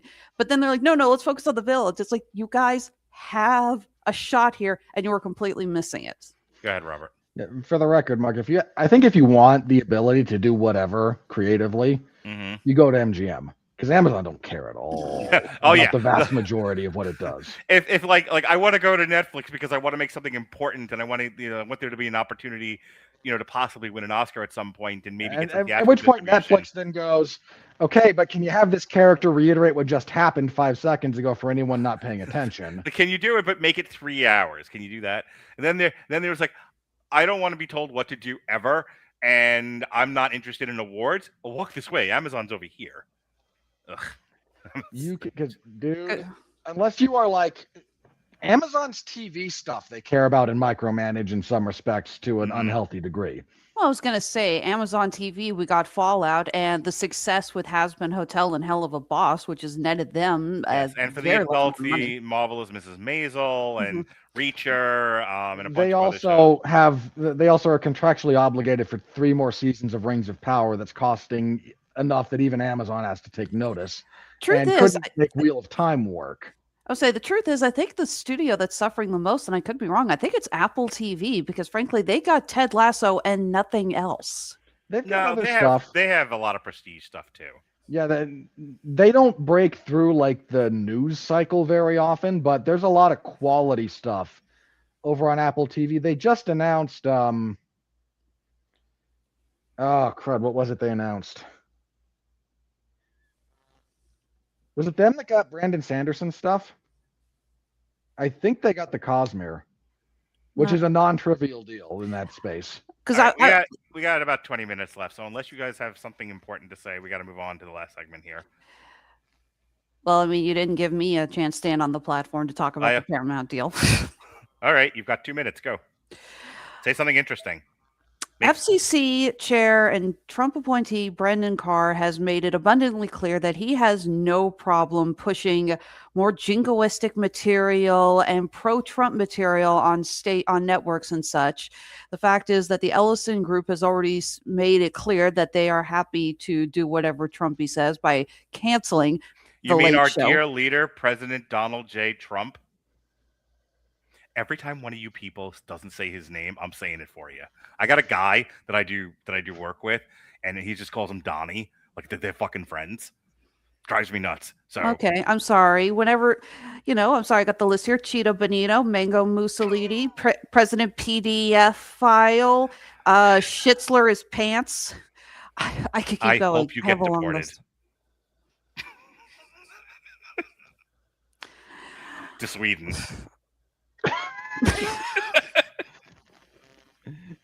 Of all the places. I keep doing the same joke. I don't know why you question it. You do, but I always forget that that's your go-to for this, and it kind of hits me sideways every time. It's like I hope you get deported. Oh, so mean to Sweden. Oh, that's right. He's doing Johnny Dangerously.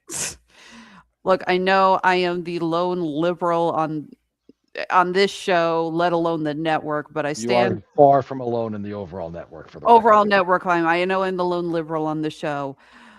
I have been concerned about Paramount since they decided to just full on cancel the Late Show, not replace Stephen Colbert. They are canceling it. Late night talk shows are dead. Let her have finish, been please. for like 5 We're gonna be here for 20 fucking years. Thank you. She's doing a fucking obituary here. Let her have it. I just worry when the Ellison Group has already shown that they have no qualms giving Cheeto Benito whatever the hell he wants. That I'm sorry, would you prefer Pumpkin Spice Palpatine? Again, I would we prefer got a you say list. the president's fucking name, you asshole. Jesus Christ. Say President Trump. Why is that so hard? Because I got a whole list here of names that I'm going to go through. I got a but list of it's fun. names too. Yeah, I know you do. You Come say on, it wrap plenty. it up.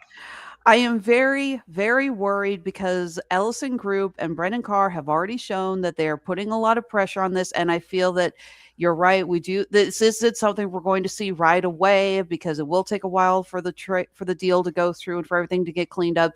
But I really think we're going to see some problems coming ahead. But maybe again, it's just the problems that I'm going to see because I am the lone liberal. By the way, for anyone who's like, oh, is he like a MAGA guy? No, I was the same way about President Barack Obama. When the other group of assholes were calling him Barack Hussein Obama. And Well, that is his name, but and the emphasis was on the I'm Hussein, aware. and I'm that aware. he was a Muslim born in Kenya or some horse shit. Like, I'm not disrespecting people because I don't like their politics, and I don't think anyone else should either, for the record. But yes, your concerns are heard, Alexis. That you're worried that with this merger that this now becomes a propaganda arm for the White House. Yes. Well founded. It could very well be, and I don't want that. For the record, I wouldn't want that either. But I wouldn't want any one of these corporations to be a propaganda arm for the president. I agree. I wouldn't want. I was going to say I wouldn't want a propaganda arm for the president if a Democrat was in the White House. I don't want that. Yet period. we have MSNBC.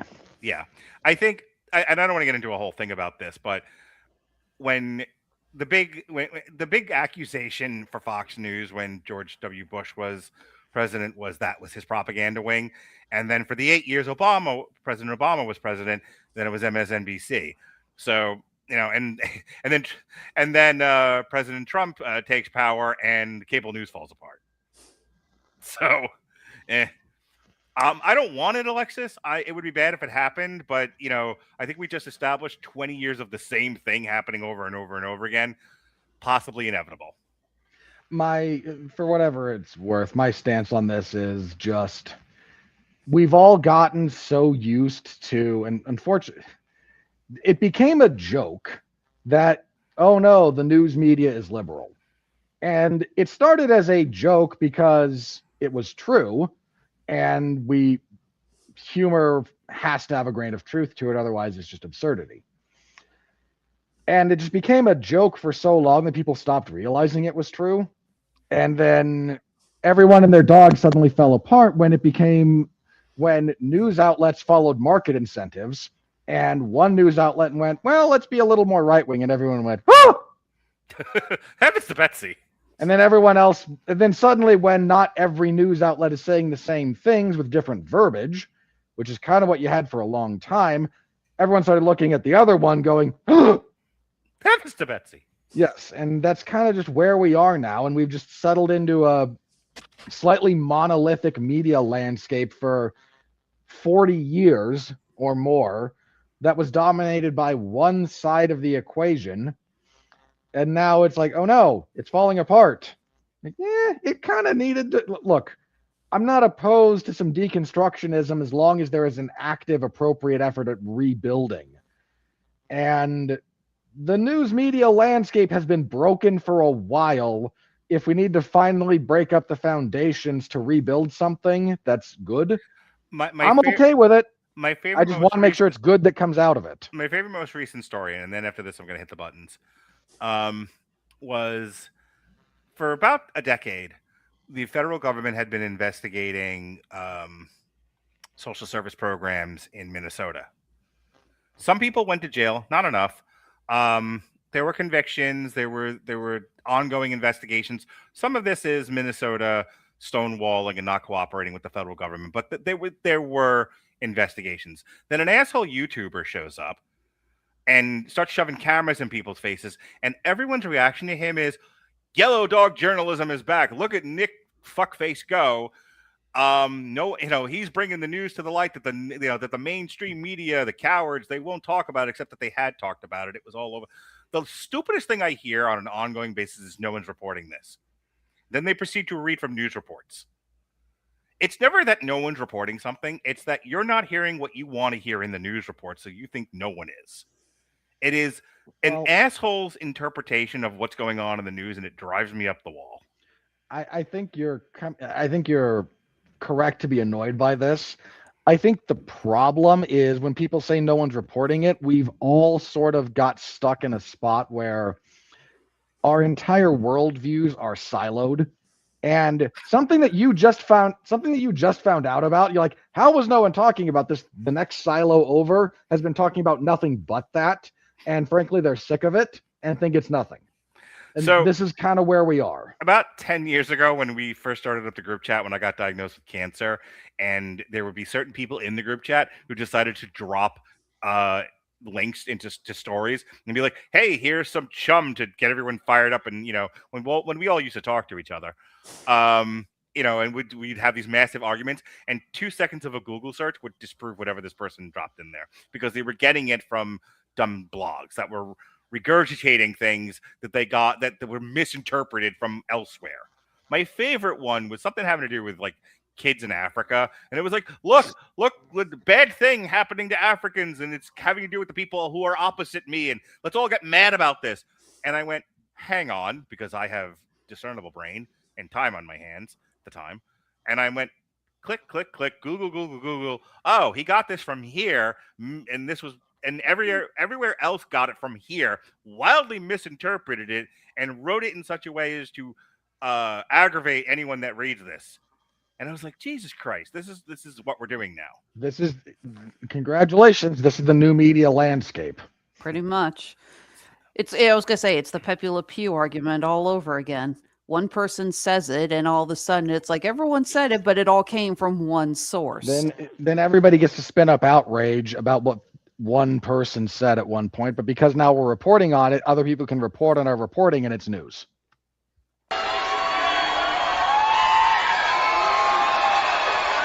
Are you ready? No! I said, are you ready? No, God! No, God, please, no! No! No! No! Incidentally, I did a whole TikTok complaining about YouTube journalists and stuff like that, saying, can we slow this fucking train down and actually examine things before we, say that this guy is the new, famous reporter. And I had a comment on there. Why would you spend even 1 second on this? Truth matters not. Being on the right team does. That's where we're at. Speaking of the right team, 32% rotten on the tomato meter and 77% on the fan meter. There we go. All right. Look, you threw the nostalgia chum out there, and the seals clapped. It falls to 22% when you go to top critics. Verified audience is 77, and it drops to 72 when you go to all. That's a 5 percentage point difference between verified and all at this point is just an acceptable margin of error. What about that 10% on the tomato meter there when you switch to top critics? I think all the fucking critics are just sick of this franchise, quite frankly. Well, yeah. There's a chunk of the critics that are just going to be too pretentious to have actually engaged with this in good faith. You can still engage with it in good faith and find it wanting, but the number of critics, and I almost guarantee the number of people we're going to see complaining about using this as the whipping boy for we're all sick of long-running IP is going to be pretty high. And the AI writes, less a return to Scream's roots than a disappointing creative regression. This 7th entry draws little blood with its dull knife of a script. Boo! Hang on. Dull knife of a script. Hang on. Let me do it right. Where are you? I love buttons. All right. Let's see if I can find your husbands and wives and wives and husbands. Just out of curiosity, Mark, was this just an update with the Yes. website? And I ignored it for a couple of weeks, and then I stopped ignoring it and realized, oh, You- God, wait, I have a soundboard again. It gave me everything I wanted. Why did I ignore this? Says every wife ever.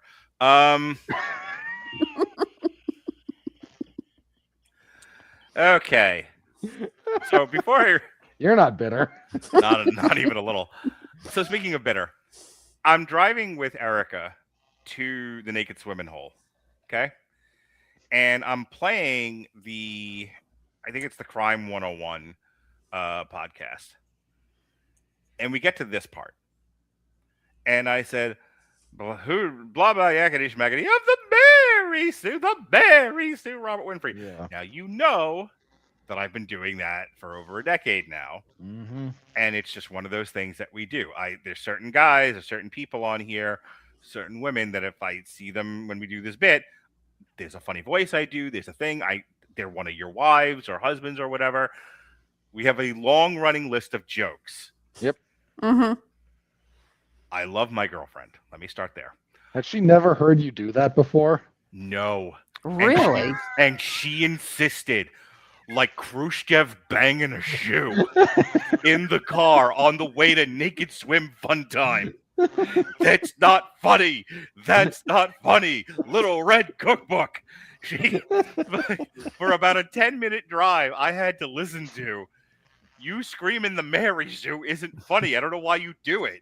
And I went, because it's funny to me. And she was like, only funny. And I was like, drove into oncoming traffic. Like, it's only funny to you. And I'm like, it doesn't have to be funny for anybody else. It makes me laugh. And she was like, Stu thinks that are funny for everybody. And I'm like, I'm Mark. Have we met? I will not compromise my artistic integrity for you, woman. I would say, if it makes you feel better, I've had people listen to the show and then they talk to me and they go, "Why do you put up with those two? They're so mean to you." That is the point. And yet you keep coming back. Yeah, I know. People out there, you buy into kayfabe. That's all I can say. Okay, so, and I hope Well, my good way to girlfriend put it, hears me actually. loud and clear. Rachel Tollison of the Mary Sue, Robert Winfrey of the Screaming Boy podcast. While the original, she's gonna come running over here and fucking hit me with a steel chair. While the original, Partner abuse on camera would just go over great. I told the other thing was she fucking complained recently. She was just like, you send me into exile whenever you do your podcast. So I was like, I didn't fucking exile you. You can come out if you want. You can't come out when I'm doing work, when I'm actually working, but like the podcast, I don't give a shit if you march around naked or whatever it is you're doing. And she's like, and I'm like, if you want to mess with me while I'm on camera, I don't care. She's like, exile, and I'm like, the Mary Sue, and and that's just all we're just okay. Here we go. Now you're just communicating in sound bites. While the original installations weren't so much about the gore as they were about the mystery, Scream 7 does do a good job of marrying both. No, Not it a doesn't. chance. Not even close. It's like the mystery. It's like the gore is, Tepid. and the mystery is non-existent. Unfulfilling. Nick Johnston of Vanyaland. What's remarkable about it is how little it resembles a Scream film, despite bearing all of the aesthetics and hallmarks and characters. It is functionally pointless and anemic. Not Yes. a little bit harsher than we were, but not entirely incorrect. I like the use of the word anemic to describe a poorly directed slasher film. That is actually clever. The It's up future Mr. Alexis Hana, Jordan Crocchiola of Pop Culture Happy Hour, an NPR broadcast. And we're still doing NPR? They didn't go away? I just love it when you marry me off to people I've never even heard of. I didn't know that I was an Asian mail order bride. I had a fun time. I think it's an entertaining slasher. I think it is a low tier, perhaps the lowest tier Scream movie. You are a Like you rushed sucky it from my critic. house. You construct paragraphs like a 12-year-old. Yeah, I was gonna. I've seen fourth grader book reports that had better structure than that. That's why I married him to you, by the way. You're welcome. Speaking of Speaking of Be people, I mean, very careful what you say next, Mark. I was gonna say, speaking of people I mean to, Jeffrey Harris of 401media.com. It is the franchise's most underwhelming entry to date. Scream 7 once again proves that this franchise is out of gas, and Ghostface Knife is rusty, dull, and bent. Oh, boo, Jeff, boo. No, like that's among the better bits of writing he's done for that kind of a point. But in general, no. Again, I don't think this is the worst Scream movie, but it's maybe the least memorable. I still think 6 might have been worse as a movie. I still say 3 is the worst, And but yeah, but you're 3 right. and 4. That's the thing. 3, you actually remember the characters. They were bad, but they were over the top, and you remember them. Yeah. Again, there's a reason I couldn't remember a single character's name aside from the returning characters and Tatum. They leave no impression. Randy Jones of Randy Reviews. You either die a Scream movie or live long enough to see yourself become a stab. Boo. You know what? No, I actually like that bit. That's not the meta reference of the meta reference there at the end is actually pretty solid. Internet monster Doug Walker of Channel Awesome. Real life monster Doug Walker. A very standard by the number sequel, but given the creative kills and a few enjoyable performances, I had a decent enough time. I am glad the jingling keys worked for you. Aren't you the nostalgia critic? He doesn't review current movies as the nostalgia critic. He just I think he calls it the Untitled Review Show, and it's just him giving his honest opinion. Wonderful. Oh boy. Rachel Wagner of Rachel Reviews YouTube. I enjoyed it enough, even if it is uneven with the scares. You know, Good for you. Trying to get access. How do these people get fucking viewers and we don't, and we can't get on Rotten Tomatoes? That's what I want to Because know. we've been going for 2 hours and they do this in 15 minutes at most. That's We fair. we've actually had a decent amount of viewers tonight. Sarah Michelle Fetters of MovieFreak.com. Maybe after 30 years of success, it's finally time to pull the plug and let Sidney Prescott be. Here, Sarah. I've never agreed with you more. That's fairly true. Again, I think this is mostly out of gas, and we're probably about ready to just kind of be done with this. But of course, we're going to get more because they're going to go until they literally step on a landmine. They think Robert's mean to you too, your friends? Like, I get that I'm mean to you, but I'm going out of my way to be mean. Oh yeah, they think you're both assholes. Look at that, Robert. As nice as you are to Alexis, as many times as you've gotten in between Alexis and me, because you think I'm too rough with her, and then you are getting lumped into the asshole pile. Look at that. See? No good deed goes unpunished, Robert. What do you think See, about what's that? hilarious though is that I need to have them listen more to the shows where Robert and I do reviews without you, Mark, because Robert and I have a good repertoire where we go back and forth without you, deciding to be shitty to me. Speaking of deciding to be shitty, Mark is Tully Blanchard. He's the instigator. speaking of purposely shitty, Travis Hobson of Punch Drunk Critics. The lazy attempt to continue on is like one of the Ghostface victims, stabbed in the gut and bleeding out, crawling to a safety they'll never reach. That's a decent enough little visual you concocted there, sir. Normally I end with him, but I'm trying to find one of our wives and lovers here. Well, you passed one of my other husbands a while That's back. true. Yeah, but he didn't say anything worth making fun of. And making fun of you, I consider to be an art form. So, Jerry Johns actually had a really funny bit when he talked about going to see Wuthering Heights.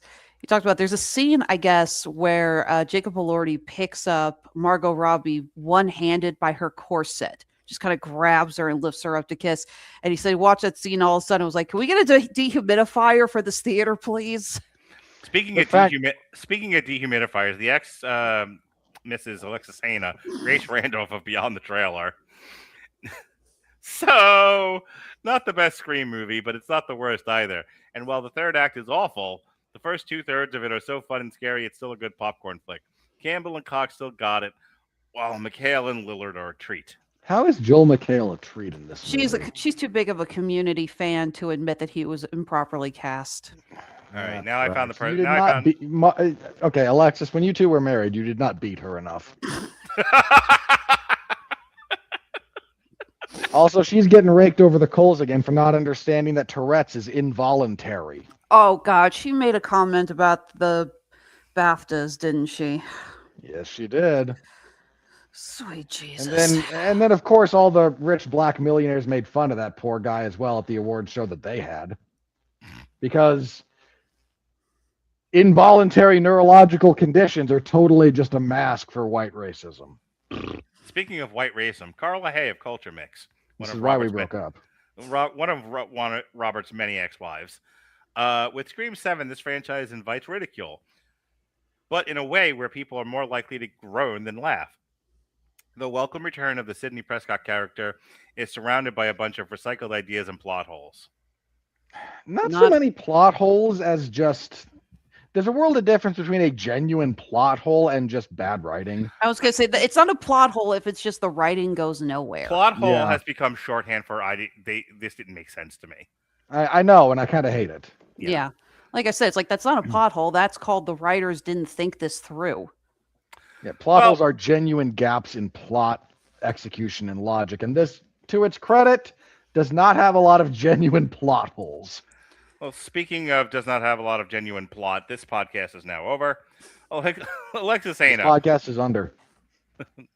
I don't even have sports on tonight. I am taking a hiatus from betting. You should. It's not good for you. And the NBA, because it was giving me fucking agita. The NBA sucks. You shouldn't watch it. You're not kidding. So yesterday, myself and Jesse, what a lovely podcast. It didn't raise my blood pressure at all. We did a source material. We did Batman, Bruce Wayne Murderer, and then we made a song about it because called Peking Duck Batman. If you've not heard this song, Alexis, it is a combination of like swing, funk, 60s rock in the style of like a TV show theme. It's kind of wild, but and this is because stupidly catchy. There's like a man bat character at the end of Batman Murder, and I just kept referring because he's Chinese. I'm racist. I kept referring to him as Peking Duck Batman, and because Jesse thinks I'm fucking hilarious, he ran with it, and then he started calling him Peking Duck Batman, and then we made a song about it because that's what we do. And thank you to our AI overlords for that. This Thursday, hey, if you enjoyed my subtle beating up of Alexis Hana, she'll be back with us again on Thursday as we do our Oscar nomination show. I finally saw The Secret Agent. Oy. I appreciate the acting by the lead actor. That's actually good. Yeah. The movie itself is not that good. No, the whole time I kept thinking to myself, it's slow, it's pretentious, it's preachy. I was like, there has to be like, well, we got to find one foreign film. What's the longest meandering one we can find? The Secret Agent. Oh, good. Yeah, we'll put that on the nomination list because God forbid we put an interesting movie there. Yeah, it's not good. So this is the worst time of the year because we gotta cram all of these movies. I've seen at least half of the Best Picture nominees. I still have like 5 more movies I gotta watch this week, and every year it's like, and I'm watching pretentious, depressing bullshit for a week straight, and now I want to go put a bullet in my head. You should join some of the podcasts that we do, and we took care of Robert and I took care of all these already. The problem is that we did 8 out of 10 of these by the time when they nominated them. Well, that's the problem. Is I try to watch a handful that I think are going to get nominated, and then I have lousy choices because the only ones I got right. You bet as well as I do. Pretty much. I think the only one that I bet that I got right was One Battle After the Other and Marty Supreme. Because I did see Marty Supreme. And I'm sorry, guys, but I'm standing by this. I got 20 minutes into One Battle After Another, and I abandoned ship. I wish I could have. I'm sorry. I will not have anything to say about it. I envy you your ignorance of that pile of crap. There's never going to be a time where I'm going to be mad that you have nothing to say. However, I am really surprised. Take that, Alexis's friends. I'm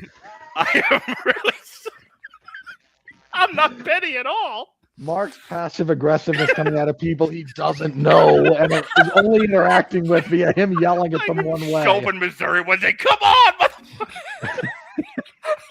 I'll fight anybody. For half a round before my lungs give out. Yeah. Someone Mark, get me you to are a turning so red. Someone get me to a naked swimming hole quick. It's Missouri in the winter. Anyway. That does not lower the number in your immediate vicinity if you're Yeah, sure. trying to go naked swimming in I'm Missouri. actually legit surprised. We'll talk more about this on Thursday, but I am no making fun of you at all. I am legitimately surprised you did not like fawn all over one battle after another. I'm shocked. Because pretentious. the reason why, because all the pretentious liberals love that movie. Well, that's the problem. People. I hang out with you two too much. Okay, my liberalism doesn't die, but my bullshit meter for pretentiousness can only take so much from hanging out with you two. Hey, you know what? That's a good thing. Like the more you can detect that kind of obnoxious pretension in your media consumption, the better off you'll be. Yeah, well, because if you can discern the stuff that they think you're going to go along with just because you share a political alignment, and you can now go pretentious bullshit, that's a good place to be. I'm happy that you got there. We cured Alexis. Chris Owens is next. We gotta fix him too. Seriously, the moment that I abandoned ship is the scene where Leonardo DiCaprio, I think he's buying diapers, and Sean Penn says, "I like black girls." I was like, "Nope, done out." And I love Sean Penn and I love Leonardo DiCaprio. Okay, they're both two of the greatest actors ever. All right, so it doesn't help that director fetishizes black women and frames them constantly in that movie. Speaking of fetishes, next week we'll be doing the new Pixar movie Hoppers. It'll be this. And bear in mind, Mark didn't use fetish as a transition there willy nilly. The furries are going to be out. And then Alexis is reviewing A Night of Seven Kingdoms on Tuesday. That was supposed to be tomorrow, but my co-collaborator, Mr. Andrew Roscoe, forgot he was supposed to watch the show because the new Resident Evil game came out and took his attention all this past weekend. From tonight, apparently it's a good show. Robert, I've heard. Poor Robert. Robert always gets abused, and I make plans with him, and then I was like, well, something better came along, so I'm going to boot this 6 months, 6 years, whatever tickles my fancy. And there's Robert in his pink dress and his lolly, just waiting for me, like, always the bridesmaid, never the bride. And so, Robert would look terrible in pink. At least pick a flattering color. That's your takeaway. True. And so finally, we are doing our much. I can do like salmon. Salmon I can pull off, but actual pink, no. No, not with your skin tone. I'm about to cancel it again. Roland Emmerich focus. Don't threaten me with a good time. We're going to be looking at The Day After Tomorrow, 2012, and The Patriot. I got asked by Pat and Gavin what the connection there was, and I was like, it's not fucking obvious. Like they didn't understand why we picked The Patriot, and it was like because we've done a lot of the other Roland Emmerich disaster stuff, so that's the three we picked. So this review is largely an excuse for me to talk about the bizarre career trajectory of Roland Emmerich, because I've very rarely seen someone start as solid as he did and then so rapidly fall off the edge of the world. I was going to say, who do you think fell faster, Roland Emmerich or M. Night Shyamalan? Michael Bay. Michael Bay I can't say never had a peak. Damn you. He was making billion-dollar movies at one point. And now look they did to my boy. Yeah, actually, but Michael Bay's movies are 90% such deep-fried ass. I don't care about the box office return. It's scary when you actually look at what Michael Bay did before he made movies. You realize there is a fuck ton of talent there. His commercials you want to know how popular he is? That man created the Got Milk campaign. The very first Got Milk commercial was his.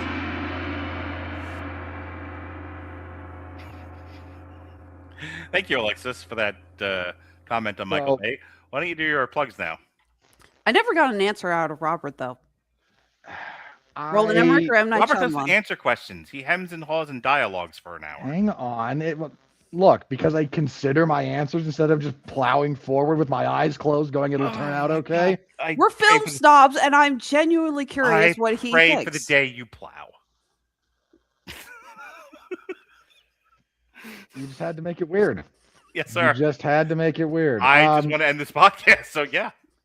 Fell off faster? Probably Emmerich. Busick, because about his Really? third movie is when he falls off. And I think Shyamalan, you've got 4. The Lady in the Water is not as bad as people make it out to be. Well, his fourth movie was The Village. I know, and I'm actually I don't hate The Village either. Like, it's I don't didn't get me either. wrong, it's got so he's got there's a little bit of a longer tail with Shyamalan before all the cracks fully materialize. Once Emmerich falls in love with giant spectacle, he never looks back, to his detriment. Well, wasn't his third film, his third big film was Godzilla, wasn't it? I think so. Because it was Stargate. I don't know. We'll find out a week from Independence Day. Thursday. Can you please do your plugs now? You stuck a couple of film nerds here. What did you expect? Okay, so yes, we'll be talking Hoppers and A Night of the Seven Kingdoms next week. We're going to be talking The Bride after that, and the day after that, that is St. Patrick's Day. Robert and I are going to be back talking Undertone. So we're going to have some fun with another Good luck with that low-budget horror film. Robert, you still up for that, right? We're gonna review it on St. Patrick's Day. That's what I had scheduled. Are you busy St. Patrick's Day? Because I refuse to believe you're going out and getting drunk. I know you. I got family and we do get-togethers. Guys, work it out later. Okay. Yeah, fine. we may have to change the date on that one. So. Okay. But I'm still down for the review. Okay, groovy. Well, I'll take a look at the calendar. No, don't say groovy. I'll be depressed. And as far as the actual plugs, Honeysuckle Rose Creations, where fashion meets fandom at the intersection of geek and chic. The off season is almost over. I can finally leave my house, thank God, because we got Planet Comic-Con coming up at the end of this month. And hey, if you are a Scream fan, be sure to head out to Kansas City at the end of March, because Matthew Lillard is one of our guests. He's come the last few years. He is awesome. I still remember, I think it was Friday night, packing up my table, getting ready to go. And I have to walk past the celebrity row to get to the parking lot where all the vendors are. And there is a huge crowd still waiting in line. And I'm like, well, what the hell?